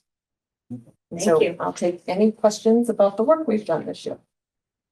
Mr. Collins, do you have any questions or comments for Dr. Shannon? Been busy. I mean, it was a very thorough presentation. I don't have any questions. There's no doubt that you've had a lot on your plate. You're tackling this with enthusiasm, and even just the fact that you're able to get anything else done, given the budget situation that we had, is incredible. So it's great to see that we've made progress towards those goals, and I look forward to hearing more about all of them. Mr. Evans? On the communication side, thank you for researching and recognizing kind of the scattered way we do things here. And I think that's the first step to figuring out how to both deliver what's important and everything, which is what you said, like, because you're right, parents want to know both district-wide stuff and specific things, and there's not a whole lot of guidance on how to balance those two things. So I wish you luck on that, because and you know, I will, you know, obviously available to have those conversations, because I don't know right now how you balance those two things, but if we can figure that out, it's gonna be huge. Can you just repeat for me the teacher contract sentence so I heard it correctly? Yes, that by the end of this month, we hope to have a fully ratified 4-year contract. Okay, that's excellent. I'm glad that's public. I also want to just thank you for the hours and hours and your leadership, the relationship you've built with the teachers on that front. Mr. Dial as well, working with you was wonderful. But of course, the partners in this are the teachers, and the 4-year contract gives us a really great way to see to the future. And the teachers at every step are partners and listen to the district's needs. And I want to just commend everybody that's part of that process, because I do think that it shows just, you know, what working together can be. So I want to thank the teachers as well for that. So that's what I got. Thank you. Thank you, Mr. Evans. Mr. Squatrito? I also kind of give similar praise to Mr. Evans, particularly on resources and the budget process we went through. I think, you know, it being your second year, I think, you know, your first year budget, you know, trying to get us on a good track, and we've seen that, right? I think we're still on pace to end reasonably within that budget. And then, you know, as I said before, you know, really doing a reset. Some people have called it right sizing or level setting the district, but you know, maybe I'm overthinking this, but I feel that there has been a bit of a change in the community and how they view the district's budget, and there's always more work to do, but I think there is some higher level of trust that the school district is being run efficiently and we have a good grasp of what we're working with. And I think that you and Mrs. Owen and everybody who's worked on that deserves an enormous amount of praise, because there was just a massive change. At least that's what I felt over that time as we went through the budget process. And I think that's just what really stood out to me. Thank you, Mr. Bond. No questions. Thank you, Archie. I will just say thank you, not only for the presentation, but for your dedication to our district. And the way in which you have kept many balls in the air and kept our district moving forward, despite projects that were all consuming at times, such as the budget, and that didn't, you somehow found more than 24 hours in the day, I think, it to make not only that budget project happen, but to keep moving forward with leading our district. So it's magic. Thank you. And we're in deep appreciation. All right. From there, let's move on to teaching and learning with Dr. Scollins. Thank you. So, as Dr. Shannon said, things are going fast. We are in the middle of AP exams at high school. We are also in the middle of MCAS. So, we have this week we had math, we have science and technology coming up. And so that's happening for both the elementary and the middle school. And then toward June, there will be the high school finish their MCAS up, and then the 8th grade has civics. Or grade 8 has a lot of assessment. They put in civics a couple of years ago. And so that is, that's a lot, but at the same time, there's so much learning still happening in the classroom. So when I walk around, there are kids that are just so engaged, and we walked actually into a 5th grade class today. We're hoping to catch a lesson that we had been invited to, but we were caught up in our amazing debate with our 5th graders about homework. But they were in the process of writing their thoughts, and the amount of engagement was just so huge. It's, they're getting scoochy too because it's spring. But they were quite involved. It was the end of the day too. So there were students that were typing, there were students that were reading. It was just nice to see. So lots is happening, and the students are holding it together as the teachers are. And I'm just so impressed by all the work that they do, because this is kind of the payoff now of all the hard work this last 6 weeks or so, when they get to see all the things that the students have learned and students have really accomplished. So that was all I wanted to talk about. Are there any questions or comments for Dr. Scollins? Thank you. Mr. Stapleton and Ms. Davis, I see that you're here for CPAC. Yeah, excellent. Come join us. Good evening, everyone. So I have 2 updates tonight. The first is my typical data sharing. So April was another, again, busy month. The Office of Student Services, like every month, there were 49 total meetings.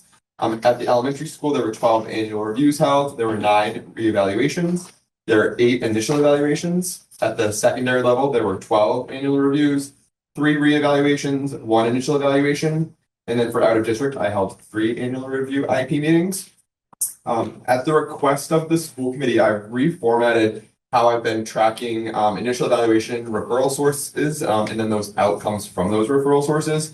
So I went back for this current school year and looked by month at the total number of initial evaluations. And then again, at the request of the school committee, broke down where did those initial evaluations come from? Were those parent referrals, or those referrals made by our student response team through the MTSS process? And so again, I can answer any questions about this information, but overall, there have been so far this year, there's been 53 total initial evaluations. Out of those 53, 38 of those requests were parent referrals. 11 of those referrals were students that were found eligible for special education. They were students with identified disabilities. Out of those 38, 27 of those parent referrals were found not eligible for special education. So those were students that did not present with educational disabilities that impacted them from accessing the curriculum or making effective progress, and so they were found not eligible. MTSS referrals, there were 14 total from each of the building levels. Out of those 14, 12 of those referrals were found eligible for special education, and then 2 of those referrals were found not eligible. Is there any overlap in those numbers where there's a student that was MTSS referral and parent referral, or those get classified when they come at the same time? Yeah, they would have been classified as how we code it in the system. So there is some carryover there, but I tried to really delineate like if there were clear cut parent referrals versus the MTSS. Appreciate it. Sorry for interrupting. No, it's okay. Can I ask a question? Yep. So this is great data that, I don't know if you'll recall, but the genesis of this data, at least the way I understand it, is really for us to, years ago, was really for us to have a insight into whether the MTSS systems here as applied were working, and how do they compare against what we're seeing from parents. Yep. And we've not seen the data presented this way, and a couple things jump out at me, which I think are positive, but I really want to get your reaction to it.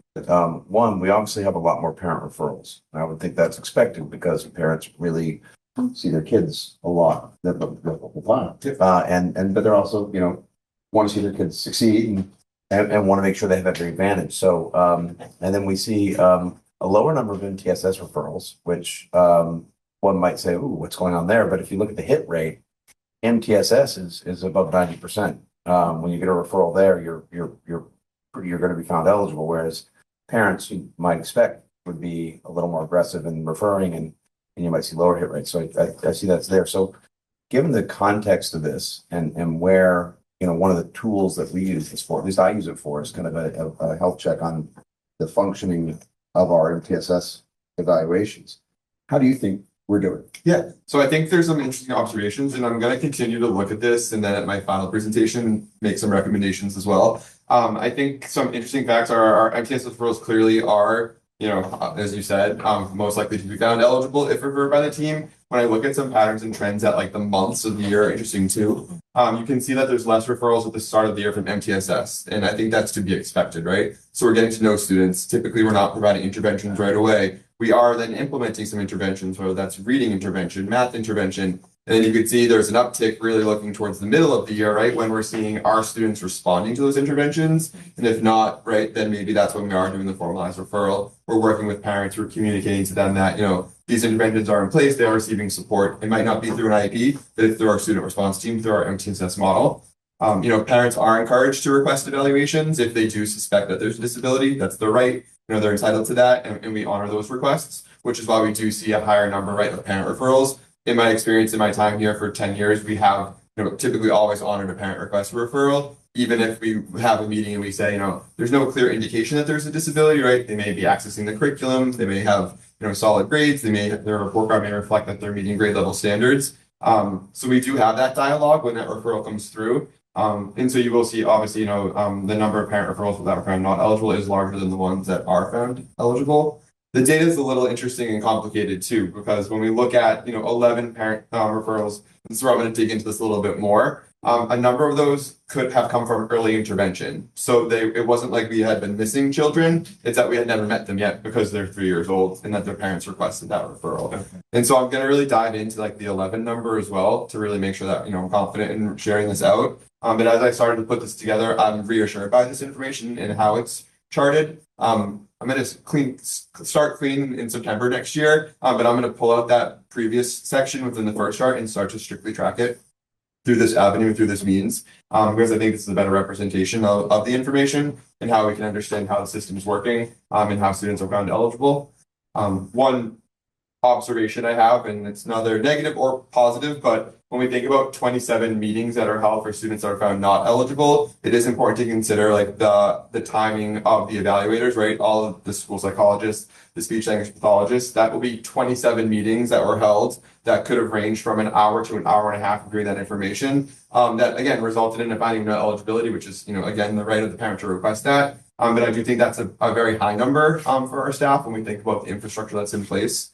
Currently staffing wise and how we support students and work with students. So that's another observation that I have. And then when we think about MTSS as well, sorry, I lost my train of thought. Yeah. Sorry, I was doing this, so I messed you up. My apologies. Okay. So for the 6 at the end of the year, you explained why that happens. Is there, as much as you can share in this discussion, this lean towards, like you said, the 11, maybe the younger cohorts classes or the later classes? Does that 6 number have more data inside of it? You sparked my memory too, which is to answer this question. This is considering just initial evaluations, not reevaluations. So currently at each grade level, approximately 20% of our students are students that receive special education services. Yes. So that is closer to the higher end towards the state average. So when we think about just numbers of kids in each grade level, I wouldn't expect there to be another 10 to 15 kids that we're not evaluating that are also eligible for special education because they have educational disabilities that impact their ability to make effective progress. Okay. And that's the key to me is that, and that's why classes are so interesting and unique, right? When we have about 105 kids per grade level as we go through and as it declines, we really shouldn't be seeing percentages over 20%. So I think that we're at a fine point of, evaluating students and whether we're finding them eligible or not. And this doesn't include students that have Section 504 plans either. This is strictly students who receive services outlined through an IEP or individualized education program. Thank you. Any other questions about this data before I move on to? Yes, my thanks. I feel like this was something I really needed to see, like the longitudinal data here, and because I was really hoping that MTS piece was really coming together, and I'm really happy to see that. And I hope that's reassuring to our parents as well. Is this going to replace the last format? No, I'm gonna still keep the just the middle part that it was always been confusing to me as well about where the referral sources come from. I'll go back. Yeah, this has been requested from CPAC for a while. This middle part here, I would just tweak into just the other chart. Yeah, I mean, because like if this chart went away and we never saw it again, I'd be okay with that, given that we've got this new chart. I would respect that decision if that wasn't the it's your report, so I'll put it that way. But I do think and it might be a better way to ferret out the source, because it is an important thing for us to remember that some of the parent referrals will be from kids we don't know. And so that number is going to be necessarily higher than it would be if those kids, because those are kids that we would not have had the opportunity to test with TSS. Correct. It includes early intervention. I should also say that it includes students that attend private schools that reside in the town of Cohasset, which, to be honest, we do, I would say, anywhere between 6 to 12, which is a range there, of those evaluations per year for students that attend Derby Academy, BC High, all those. So the numbers, are interesting. And so I'm happy to drill down more into that too, to make that more clear. I mean, you could just put in like a parens next to parent referrals or footnote, doesn't matter. But it's another way to do it. But yeah, I won't miss this one. That's great. Good to know. Again, I think we're trending very positively here. We currently have 272 accepted IEPs across the district. There are 50 current evaluations going on. I always say that May is an interesting month for the office. So if you thought the numbers were high in April, we'll have another busy month to report on in June. We have a very low percentage of rejected IEPs. Again, I'm continuing to work with families who have decided to reject the IEP and replacement to have those conversations with them. And we are waiting on 43 pending responses from recent meetings that have been had. My main update tonight, which I'm excited to share, is as you are all aware, and I've talked about in many meetings before, this was a major year for compliance for Cohasset. It included our English language learner program review, the circuit breaker financial audit, and then the largest amount of work went into the special education integrated monitoring review, which was a focus on special education and civil rights. So this work started in the spring of last year when I was introduced to this process in general, attended trainings, learned about the overview, and how this would roll out. So the Office of Public School Monitoring, PSM, conducts an integrated monitoring review. Like I said, that monitors compliance with both state and federal regulatory requirements that focus on these two main areas of special education and civil rights. Regularly monitored standards are broken into two groups called Universal Group A and Universal Standards, and then Universal Group B. And so districts are monitored on an alternate set of these standards every 3 years. So this was our year to be monitored within Group A standards, which covered student identification, IEP development, programming and support services, and then equal opportunity and access. The Group B standards, which I'll touch upon in the future, are listed to the side there. So the DESE representatives, Talia Higginbotham was the name of our coordinator, conducted the on-site visit for integrated monitoring review during the week of March 2nd. She was here 2 days that week with one of her colleagues from DESE, where they conducted the actual on-site visit. But like I said, this work really was ongoing throughout, starting last spring, all the way through. It was broken into 3 methods of discovery. The first component of discovery was the district's civil rights self-assessment, and I'll dive into those standards a little bit more in a moment. But that was me completing work to ensure that our policies and procedures adhere to all relevant civil rights criteria that are evaluated through this process.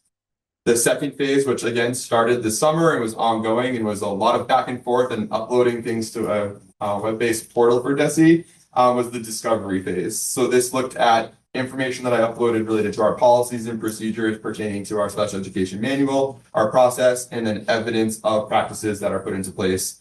So a substantial amount of evidence. It also pulled directly from our indicators, which is a statewide reporting that Lisa Portalese really supports through the Aspen system. So indicator 11, our child find, again, tied to our initial evaluation process and procedures. Indicator 12, which is relates to early childhood and transition, and then secondary transition as well. The third phase, which really picked up after Thanksgiving time, was the engagement phase. So this phase included interviews with staff, for the remotely and then on the on-site visit days, and CPAC, as well as a parent survey that went out to all families. And then during the on-site visit was really a record review, where they looked at specific, student records related to special education to ensure that all the policies and procedures, all of our processes that are in place, are we actually implementing them, and is there evidence of that? And so there was 2 full days where they worked right outside of my office in the community room, where I answered questions and facilitated them as they reviewed all the information. So our report was published last week, so I'm very excited to share that we had a very successful integrated monitoring review on-site visit and very reassuring findings that our policies and procedures are all intact, and that we have a highly functioning special education department. As you can see there, out of 40 standards, universal standards that were monitored, and I've linked the standards rather than, I thought about reading them all out loud individually, but I figured based on the timing, that might not be what the committee's looking for. Out of 40 standards, we were fully implemented for special education in 39 out of the 40, which was, a really positive finding from the state. We were partially implemented on one standard, which I'll touch upon in a moment. Obviously, I was looking for a perfect score as a perfectionist, but I think, again, we have one area that we will tweak and finalize. And then another reassuring finding was that we were fully compliant and fully implemented the 3 of the universal civil rights standards for general education requirements, which I'll describe those 3. I can read those 3 a little faster than 40 special education standards. What I would like to celebrate, and I broke this down to this graphic, is the 39 fully implemented standards covered a variety of areas within special education. Information that was uploaded and processes and procedures that were reviewed by the state covered our evaluation process, everything from the instruments that we use to conduct evaluations, our evaluation reports, the process itself, timeline regulations. This year with the state rolling out very strict updates to how we process IEPs, how parents receive those IEPs, within 5 days following a meeting. With the new IEP form, I must add, was really it has been a challenge for our staff, and we were found to be fully compliant with meeting those standards and the timelines to provide those documents to families. Identification of educational disabilities. They commended our process for identifying disabilities, identifying the right students, and really having those processes and procedures in place. It covered MCAS participation, ensuring that we have appropriate accommodations for students. We were fully compliant for IEP team composition and attendance. We have all relevant stakeholders at IEP meetings, with the corresponding attendance sheets, evidence of that, and then team meeting summaries. Again, fully compliant for timelines and determination of eligibility.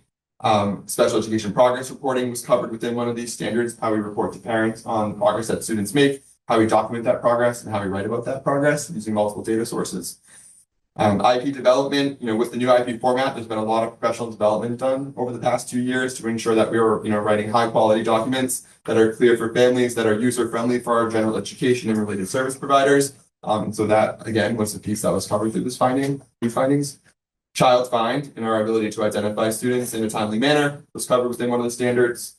Partnership with early intervention, like I've already referenced tonight, and having that open communication to ensure that we're identifying students in a timely way at age 3 as they transition to school. It covered least restrictive program selection, parent participation in the process and engagement, and then our processes related to behavior manifestation, suspension, and then assistive technology. So overall, a number of standards were covered, and if anyone's interested, you can read each of them individually within the linked slides and links on the previous slide. Special education standard 7 was the one area that were partially implemented, and this standard relates to the transfer of parental rights at the age of majority at age 18, and then student participation and consent in that process. So a review of records in that moment, on the on-site visits days found that, and through staff interviews, that we don't always implement the required procedures for the transfer of rights at the age of majority, including the following. So this was really a form problem that we had, that like those forms weren't present. There's 2 forms that students sign off on. They need to be sign off that they were provided this information that at age 18, there's 3 options that they can have. A parent can either obtain guardianship of them, they can share decision-making rights, they can delegate decision-making rights. And so we have those conversations at IEP meetings, and students are aware of that. But the forms need to be signed at a certain point in time. And so those forms weren't present within the findings. And so I think before Talia left that day, I had already drafted a corrective action plan that will be in place. But that will be coming in the future days, and we'll be rolling that out. So staff have already kind of rectified that situation, and we've already put that form in that administrative work, into play to ensure that we're fully compliant moving forward. So we'll be monitored for that next year, and we'll need to provide evidence that we have a process and procedure, which will also be updated to our special ed processes and procedures guide to ensure that we're fully compliant with special education standard number 7. This seems like the one that if you're going to have one, that's the one that you're not. It's not intervention. It's not education. They're now adults. Yes, So I was. Yeah, again, I accepted the finding and said we will work to rectify that quickly.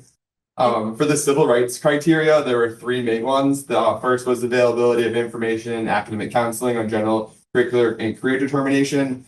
Counseling and materials are free from bias and stereotypes. And then the key one here was responsibilities of the principal. So I have to give a major shout out to all of our principals that really helped me on reporting on this civil rights criteria.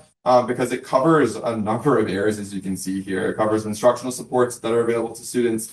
It covers our district DCAP accommodation plan, our early literacy screening process, how principals coordinate with special education staff, and then educational services in the home or the hospital. So, we were found to be fully compliant with these 3 standards. Some takeaways I had was I had to produce records in a short period of time related to MTSS. And, the DESE, one of their main focuses for this was, is the district able to produce progress monitoring, forms for how we track progress, forms for how long kids are in intervention, and if kids were in intervention for over X amount of time, what was the result from that? And so we were fully compliant, and the principals were able to produce very similar documents for me in a short period of time that really reaffirmed to me the work from the district plan as we align in our district goals, as we align the MTSS process. Are the forms similar? Is the data similar? Are these processes similar? Right. So again, some little tweaks we can make there, I would say, to align it a little bit more consistently. But overall, these documents were produced in a timely way, and I was able to get them right off to the state, and they had no questions about that as they reviewed all that documentation. Principal involvement in leadership. It was noted that, again, having our principals so involved in that student response in those student response teams in that MTSS process has really helped support staff understanding of the process and then how the interventions provided. And again, I love the size of our schools because the principals know all of our kids too. So being able to just say I need records for X, and the principal, they all were able to produce that. And so that just came out to me as, again, a major strength. And then early literacy screening protocols are clearly defined and systematically implemented, allowing for timely identification of students in targeted early interventions. So, Dr. Scollins had done a lot of work, prior to my participation in this role, but our early literacy screenings and our process and procedures for that, I had to produce records, again, in a very timely way for there, and they were all spot on according to the state, which again was very reassuring. And so I know as, parents, rightfully so, are concerned at a young age about early literacy, about getting the right instruction and support at the right time. Any students who, were flagged as the dyslexia screeners, we were able to produce all that documentation, and it was all spot on in the eyes of the state, which is, again, reassuring. So a special thank you. I could not have done this work without, all the things on the screen. I won't read them all. My team chairs were instrumental, in helping me through this process. Teresa Miller from my office as my administrative assistant, or the administrative assistant, the Office of Student Services, brought, historical knowledge of having gone through this process before. And then just the different MTSS team members who helped produce documentation really was key. So again, a very successful integrated monitoring review for this year, and we'll move through the next steps with the corrective action plan to come. And then my last update for tonight is a shout out and thanks Sarah for being here. We have a CPAC meeting. Plugging our meeting. Yep, a CPAC meeting in person scheduled for next Thursday. It will only be in person and not be virtual because I have worked with some of our seniors this year who will be graduating on June 6th. And they'll be coming and we'll be doing a Q&A type panel where we'll be asking them some questions about their experiences, really ranging throughout each of the buildings for how they've received support in different ways. And so I want to put in a plug there. We have some staff members coming too, and I think it'll be a positive meeting for families to hear about, you know, how successful some of our students are as they prepare for the exciting times to come in the next few weeks. So that's my update today, but I'm happy to answer any questions. Thank you, Mr. Stapleton. Ms. Davis, do you have anything to add or on behalf of CPAC that you would like the school committee to be aware of? I just think it's been a great year. I have to say, all of our meetings with Michael, we've had like the best presentations, and like it's really been awesome to have like the staff members come and be able to like meet people. And just great. I mean, just the topics were awesome, really informative. Michael puts everything on the website afterward. Which was also really helpful. I've definitely had people go back and like look up your executive functioning one, and that mass abilities one was, I didn't even know anything about it last time when I went. So just the fact that we were able to put those together at the beginning of the year and we knew what we were doing, and it was really helpful. Trying to work with our attendance for next year going forward, and we're thinking of some ideas. We have some ideas. We're thinking of like switching meeting times, even though we did, you know, give out a survey, and you know, your data's really not that great when only like 12 people fill it out, and you're like, well, 3 wanted at 11, 3 wanted at 6, so like, what's the difference? So we're gonna try and come up with some stuff for next year, but it was an awesome year overall, and congratulations on that presentation and all the work you did. I know it was a lot, and you had a really awesome score. Is that going to be up there for people to see? Because some of that information. Yeah, so this will be posted, and then also I pulled from the DESE report itself, which is posted to the DESE website, and it's also linked in the slideshow with the standards. And there's more of a description to within there. So yeah. Yeah, if anyone's around 11 o'clock, come see the kids for next week.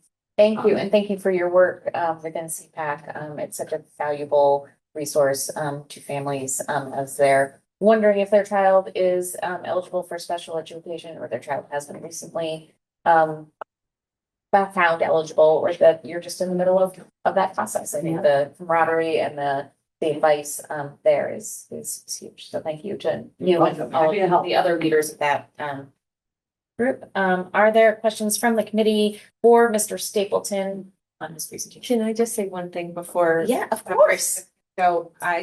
So at the end of the evaluation process, we meet with the representative from DESE, Talia Higginbotham. She could not have been more excited to share how impressed she was with Mr. Stapleton and the whole department, but especially Michael. And so while I know that he thanked everybody on his team who played a huge role in this, I think we'd be remiss if we didn't mention the work he's done over the last 2 years to be able to have a department that is so incredibly well run to the point where there's one tiny little finding. That is not the way that these reviews typically go. And so I just wanted to give him a shout out and congratulate him on the work that was done to get to that point. Thank you. Mr. So at the risk of further embarrassing. You know, this is, I don't know that everybody really realizes, you realize it because you just went through it, how tough this stuff is. I realize it because I do it for a living with financial service companies. So we have to do this all the time. And we have a kind of a saying that like, if you have you never get a clean exam. And if you get a clean exam, that probably means the exam wasn't very good. So you got one little thing. That's almost like the A+ is when there's a finding that shows that they were looking for things, they found something and they landed on it. So the perfect score would be actually little bit less, so we should be really proud of this. The other point you made is on, getting the records and having the records. That's huge. That's where everybody falls down. There are companies out there, smaller than the size of the school, who have people who are dedicated to just doing records, and they have a hard time pulling records together. So the fact that you got top marks on that, it just is very impressive. So I do want to congratulate you on an excellent review here, and it can't be overstated how good those results are. You almost overachieved. So anyway, thank you for that, and thank you for your data. I like the new model, and Davis, thank you for your commentary as well. It feels like our student services department is moving in the right direction, which is fantastic. So Long way. yes, indeed. So thank you. Mr. Evans? Just imagine that CPAC will probably prefer the other chart and then we can step into it. I love the new chart. So obviously, echo Mr. Dowd's quantitative discussion there, but on a qualitative note, I've talked to a lot of parents who have entered into the system and universally the comfort that your department, the guidance that you've given, I just hear just wonderful things. And I know that is not universal because I talk to parents in other districts as well, only family members in other districts. So I just wanted to, on that note, but recognize that the tone that you brought to what is a very uncertain process is not something that's out of form, but it makes all the difference. So thank you for that. Mr. Scarpino? I guess I will ask this to Dr. Shannon, and it's kind of my question, because I don't want to put you on the spot, but is it really normal to meet 39 of the 40 criteria? Like, I would imagine. I worked in a few districts and I don't know that any of them have had this only one. As a slightly competitive person, I did look at this. Yes, it is common to receive many of them. So yes, I'm not like, but so yeah, and again, and this is years of work too. So like, I can't take this is years of the right process and procedures being in place, and then fine tuning in recent years. Yeah. So yes, it is. Again, I think different districts struggle with different areas. And so again, I think the main areas is like the identification piece was huge to me. So yes, it is common to receive similar marks. I just imagine with 40 criteria, there's a lot of things that you could get easily caught up on. And I think, we don't want to be, too proud of this because there's always more work to do. And there's families who certainly probably have concerns. I know that I probably just stole that from Mr. McClellan. But, I just think it's really impressive, just where we are in general. And, I just wanted to point that out. Thank you. Mr. McClellan? Thank you. No questions. I think I've made it very clear what I think of your department and your leadership. So I'm not trying. I agree with everything being said here. Won't belabor it. Fairly long meeting. So thank you for everything you're doing for our district. I will just add my thanks, and Mr. McClellan stole the word that I was thinking of, that a lot of what you've been talking about today is about managing systems, but really this is leadership. And so thank you for your leadership on this one. Could I just add, I'm a 51-year resident and a retired special administrator from Hingham. And have had conversations with Mike over the last couple of years, and he's exceptional. And I'm here to congratulate you on your accomplishment, because that is extremely rare to have someone who has it 100% together. You don't want to get applause for compliance.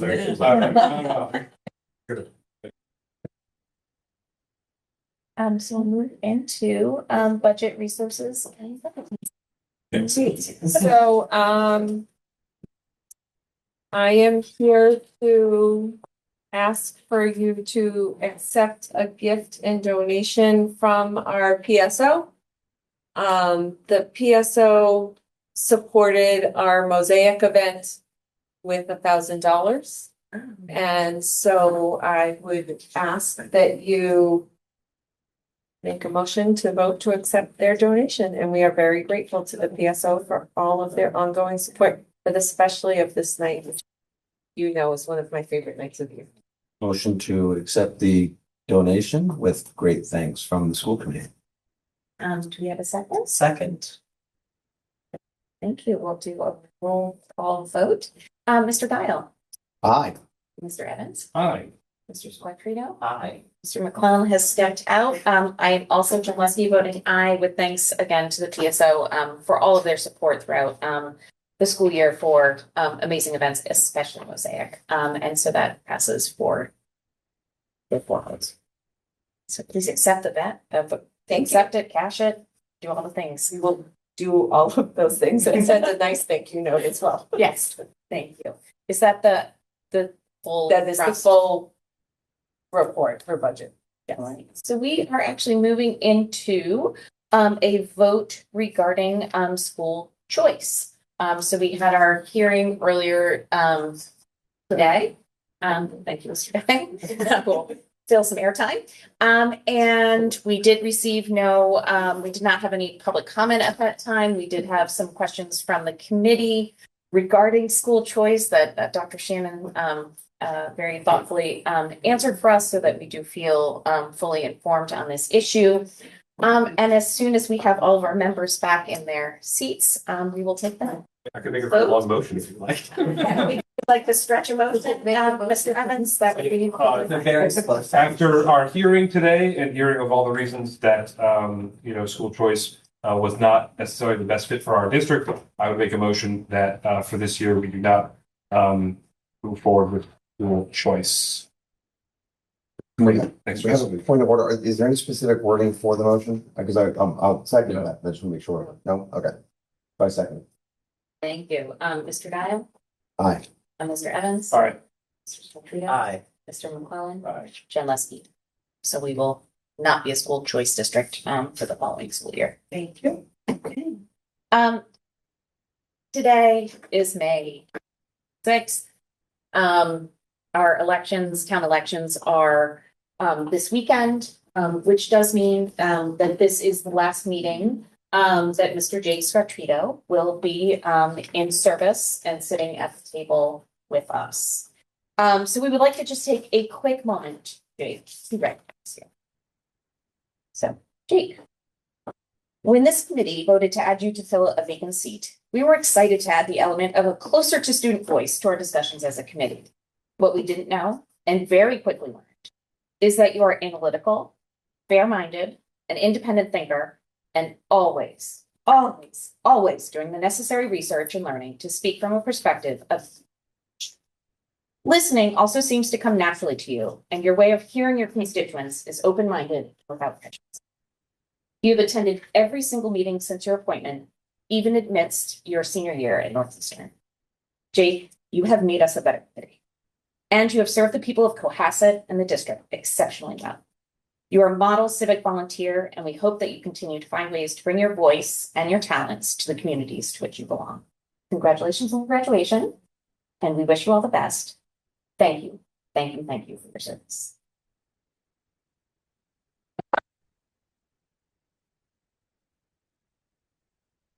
Mr. McClellan, would you like to present Jake with? Yes, sure. As we do with any outgoing member who has completed any amount of service, we always like to present, we give everyone the same plaque.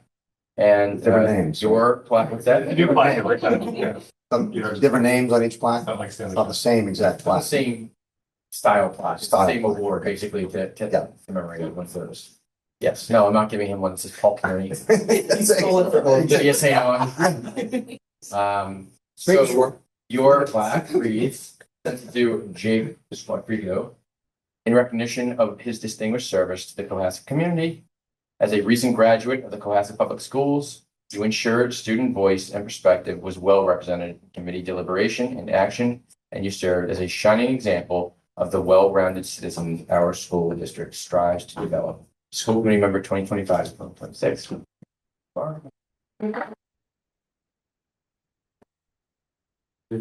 It's all the best. Here's the box. Make sure it doesn't say Paul Kearney on it. Leave, we're gonna do a photo, so it's just, let's not forget. Absolutely. Your perspective exceeded anything that could possibly have been expected. And especially from my perspective, where I like to be in numbers, I like to be in spreadsheets, I like to be, and sometimes I'm not as attuned to the empathy in the conversation. And you always reset the room, especially me, to get my head out of the details and think about, you know, the what's happening in the culture here. And so I find personally what you brought these few months quite valuable. So thank you. Yeah.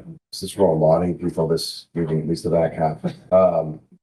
Jake, you're very good at this. I hope you find roles where you can continue to contribute. You're exceptional talent for public service, for thinking about things, for oversight. You're going to go places. So thank you for your contributions here, and I look forward to all your future success. And I hope that one day, if you end up coming back to reside in Cohasset permanently, you may reconsider running and joining the school committee at that time, because I think you have been a fabulous addition. And we'll be very sad to lose you. Or Congress, for that matter. However,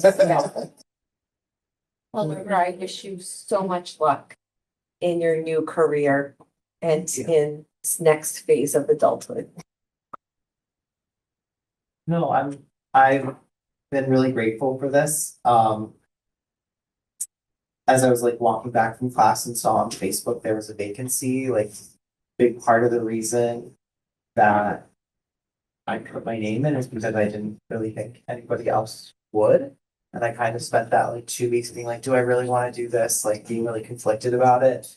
And I've really fallen in love with it. I've really enjoyed it. And I'm really, thankful, at that meeting that like to be put here. I know that, there's always hard decisions to be made. And, I'm just really really thankful that I've had this opportunity and thankful to all of you who are on 3-year terms and, I think, do a lot of work outside of this as well that isn't necessarily, seen just on the regular meetings. And, I feel like I don't want to be like untoward. I feel like I receive a lot of attention and like a lot of undue praise. I don't want to sound conceited, but, the 4 of you also do a lot of work behind the scenes and, are working really, really hard to make the school district better. And that's something that I can vouch for. And, I really appreciate it getting to work with all of you.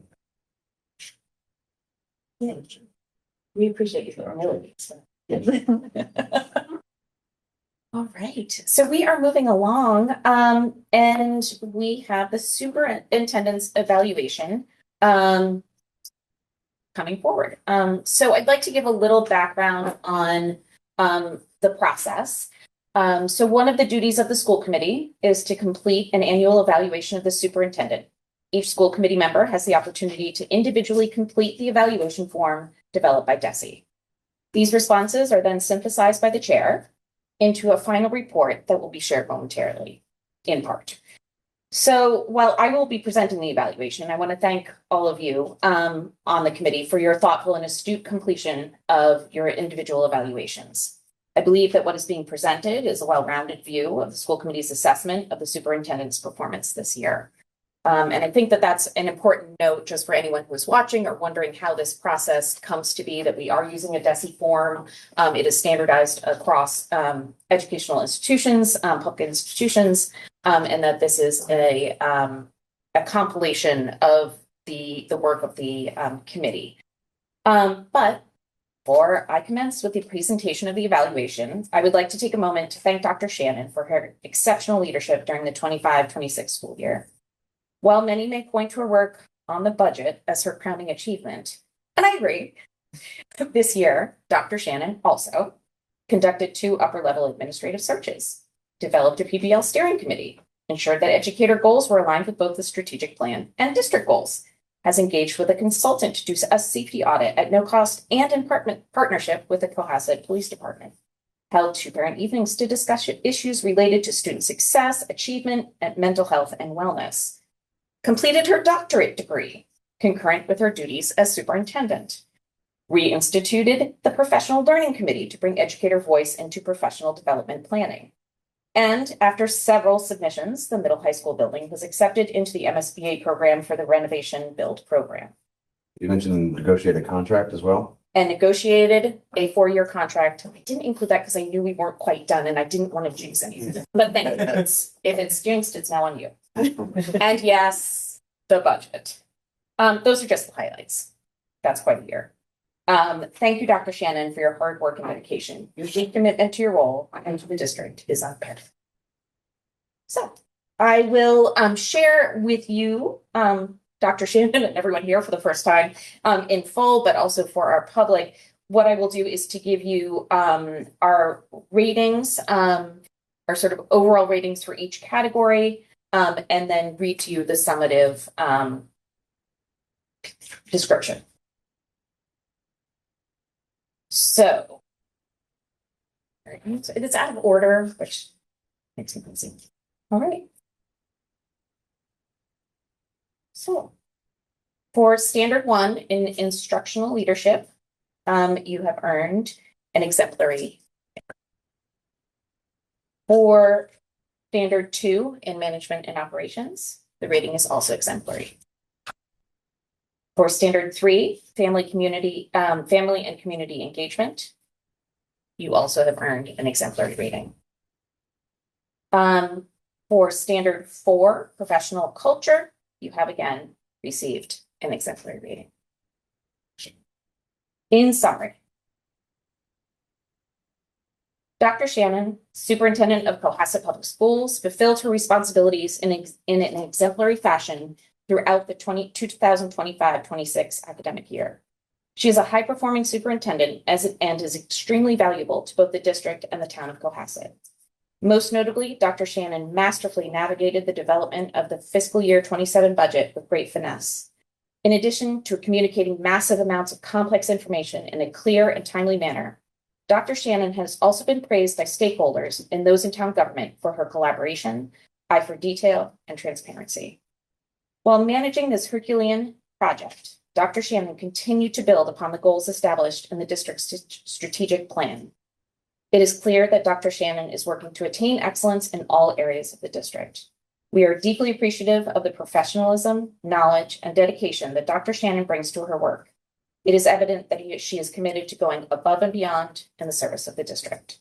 We are fortunate that the district is under her leadership, and we look forward to more exciting progress as she continues to serve in this role.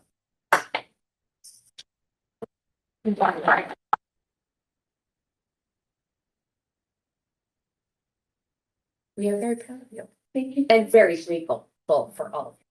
Thank you. I appreciate all of that. Which brings us to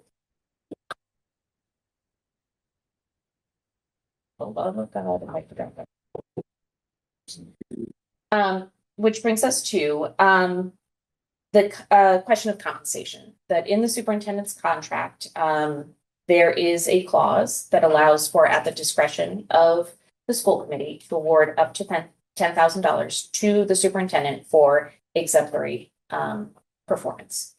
So on the table right now is a discussion around what the committee feels is appropriate in regards to that clause. Madam Chair, I need Yes. to specify it's section 8 of the superintendent's contract. And that was one piece of paper that didn't come. Is right for other things as well, but it's like reimbursements, but in that is a discretionary bonus that the school committee may authorize up to $10,000. Thank you. I can start a couple things. I think it was Vice Chair McClellan and I were working on that contract and kind of had this idea to have this, and then the purpose when we were thinking about it was to incentivize and provide incentives for exemplary conduct. We just got kind of 4 out of 4 exemplaries. And it's not that we thought, hey, every year this is going to be a bogey that everyone hits, because exemplary, in my view, requires a combination of 2 things, not just excessive competence and leadership, but also in a time of excessive challenge. And I think we had that in spades this last school year with the various list of accomplishments. So in my view, I think this is a discretionary compensation well earned. not only on the merits of Dr. Shannon's leadership, but also her leadership in the face of significant challenge. And I think it requires both those elements to really trigger what I was thinking when we were putting this in there. But in my view, I think she absolutely deserved it. And I think it's a great thing for us to do as a committee. So. Thank you, Mr. Duncan. Mr. Evans? I think the contract language and how the negotiations are important. It shows good faith between all the stakeholders, especially our committee and whoever we're negotiating with, and that's also important for the teacher's contract, that the contracts are as intended. So I will defer to my colleagues that were part of that negotiation for their intention with that clause and how it was supposed to be implemented. So that's my feedback on that. Mr. Squatruga? I will just say that in my time on this committee, I have been nothing but impressed by Dr. Sarah Shannon. After we met for the first time and after a few school committee meetings, I would just find myself in class smiling because I was thinking of you and I just felt that you were bringing this district in such a good direction, bringing it to such a good place. And just the amount of opportunity I felt that was here is it's just really remarkable. I think any district would be lucky to have you. If you didn't live in town, I would be worried about you getting poached. I think we're just such for this role and every aspect of it that I am absolutely leaning towards approving some higher end or high end of this. Am I allowed to quote something in the contract or reference specific? I'm not sure. Yes, I meant Okay. to bring the contract. Okay, I just wanted to be sure. It's unfortunate because the only question that I really have, or there is language in the contract saying considering the state of the district's budget. And it's a really unfortunate situation that the only reason I think we wouldn't approve the full amount, or at least I wouldn't, is because of that consideration. Because, because of where we feel the budget might be going. So, regardless of the outcome of our deliberation, I would just say that, you have done nothing but impress me at every turn.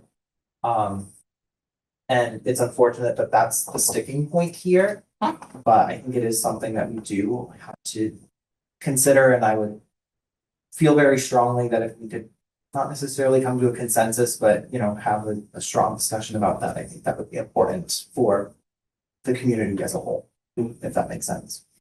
Thank you. Mr. McCollum? Thank you, Madam Chair. Dr. Shannon's an extraordinary superintendent. We're lucky to have her, and in a number of ways. I think that she is not only extremely capable in her day-to-day role, but also as I think she's a very intelligent, deliberate person, which I think is partially evidenced by her negotiation of the contract terms, which is who we want at the helm of our district. Am I right? We want someone that's going to be negotiating favorable terms for the district, who is going to be able to advocate on behalf of the district and ensure that, we're getting best terms from vendors, we're getting, we're developing the best curricula. And I think that shows, in the way that she negotiated her contract, and we have to take that into consideration. It was part of what she considered when she was accepting this role, and we're lucky that she did. We're so fortunate to have a superintendent that not only lives in our district, but who has matriculated students through our district, who currently has a student who's about to graduate, as she was getting sort of her superintendent feet on the ground. And so she's not only familiar with the district as an administrator, as a former educator, but also not here, but in other districts, but as a parent. And that's just so important. And we're extremely blessed. I, like Mr. Squartrito, struggled initially about the thought of a discretionary bonus being awarded because of that last sentence, the provision, which is a constant reminder that we have to be fiscally prudent. Having said that, I have considered that, and I think that, you know, if this was a $100,000 bonus, maybe I would be thinking differently, but you know, this is a $10,000 bonus, which is real money and, you know, adds up, but this is this year's expenditure. This is not next year's expenditure. Right now, our budget, as we've heard in former reports, is on track. We're not veering out of control this year. And that is in large part due to our superintendent's leadership. So I think it would be a little bit contradictory to say we're happy with the current healthy state of our budget and not at the same time recognize a major driving force and why we're there. It's part of our superintendent's compensation. She has just earned an exemplary rating, which is the highest rating. Proficient is what is expected, right? So most superintendents are receiving a proficient rating, and that's a good evaluation for a superintendent. They're walking away happy with that. I'm doing my job. My job's not in jeopardy. I'm running the district well. This is exemplary. This is serving as an example of other district superintendents, how they should operate the school, how they should lead the school. So in a discretionary bonus, I fail to see what else our superintendent could do in order to earn the discretionary bonus. So I am in support of awarding her. She received exemplary ratings on all four of the areas standards, and so I fail to see why we would recommend anything less than the maximum of the $10,000 bonus for our superintendent, who is leading not only and just I'm hanging on the budget thing, but just think about Dr. Shannon. She was summarizing this meeting with the fifth graders at Deer Hill today. We were talking about homework. And we heard from high schoolers, we hear from students regularly, like, look at how our kids present, right? Our kids are so impressive. I was so proud of those fifth graders. And it's not by accident. It's because we have an excellent school system. And yes, some of that is due to other leadership and other staff and our teachers. It's not just all Dr. Shannon, but we need really strong leadership in our superintendent and our assistant superintendents. And so I think it's incumbent upon us to award Dr. Shannon's performance and approve the maximum bonus. So I'm in favor of the $10,000 discretionary bonus being awarded to Dr. Shannon. Thank you. I got to say my piece earlier, but I will also say that I feel as if this is almost like an investment in our financial health. It is an investment in our schools. We need to take care of our, not to personify you, but in our assets. And Dr. Shannon is one of our greatest assets. I think that my guess, I don't know the numbers, and I probably should have asked where we are today. But seeing as sorry, I gave you a doctorate there. You do have one. As Dr. McClellan said, that I am anticipating that our budget will be able to accommodate this bonus at the end of the year. So for those reasons, I would also be in favor of awarding Dr. Shannon a bonus this year. So I'd like to make a motion. Before I do, I just want to stress that part of what I'm impressed by, and the reason why I support also the maximum amount is not just because you have been a great superintendent, the circumstances in which it happened. And so I guess I'd say that I viewed this provision of the contract to be an exceptional thing. I think you had this has been an exceptional year, and I think you performed exceptionally. So I don't want it to be a precedent that, like, every year this happens. This was incredible. So with that, I would say I move that we award Superintendent Sarah Shannon the maximum amount of the discretionary bonus permitted under a contract in the amount of $10,000. Second. We will do a roll call vote. Mr. Dial? Aye. Mr. Evans?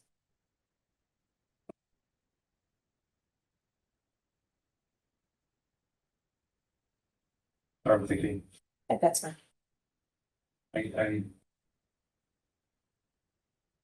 I worry about some of this. I don't know. Within my conversations. There's no question that it's sincere. We must a lot of people set to sacrifice. And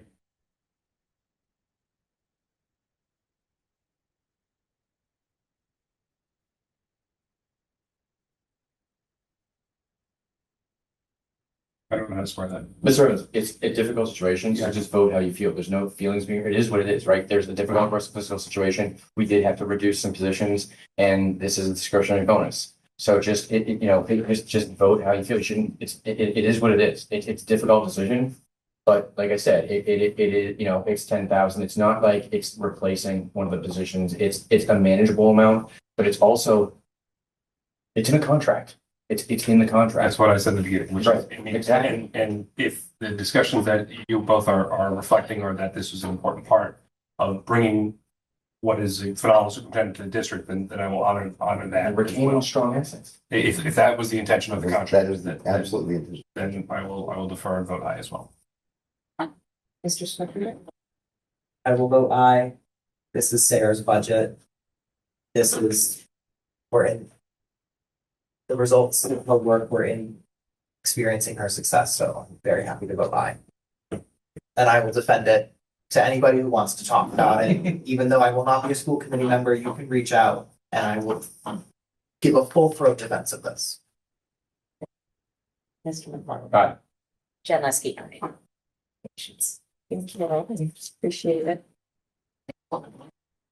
There are no topics at this point not reasonably anticipated by the chair. We have no minutes to approve. I will have minutes for our next meeting. Thank you. Promise. Thank you, Mr. Dial. So at this point, we need a motion, and we have no reason to move into executive session. So at this point, I will be seeking a motion to adjourn. So moved. Second. Thank you. Mr. Dial, Aye. Mr. Evans, Aye. Mr. Squatrito, Aye. Mr. McClellan, Aye, congrats, Jay. Jen Leske, aye. Thank you all for being here. Good night, everyone.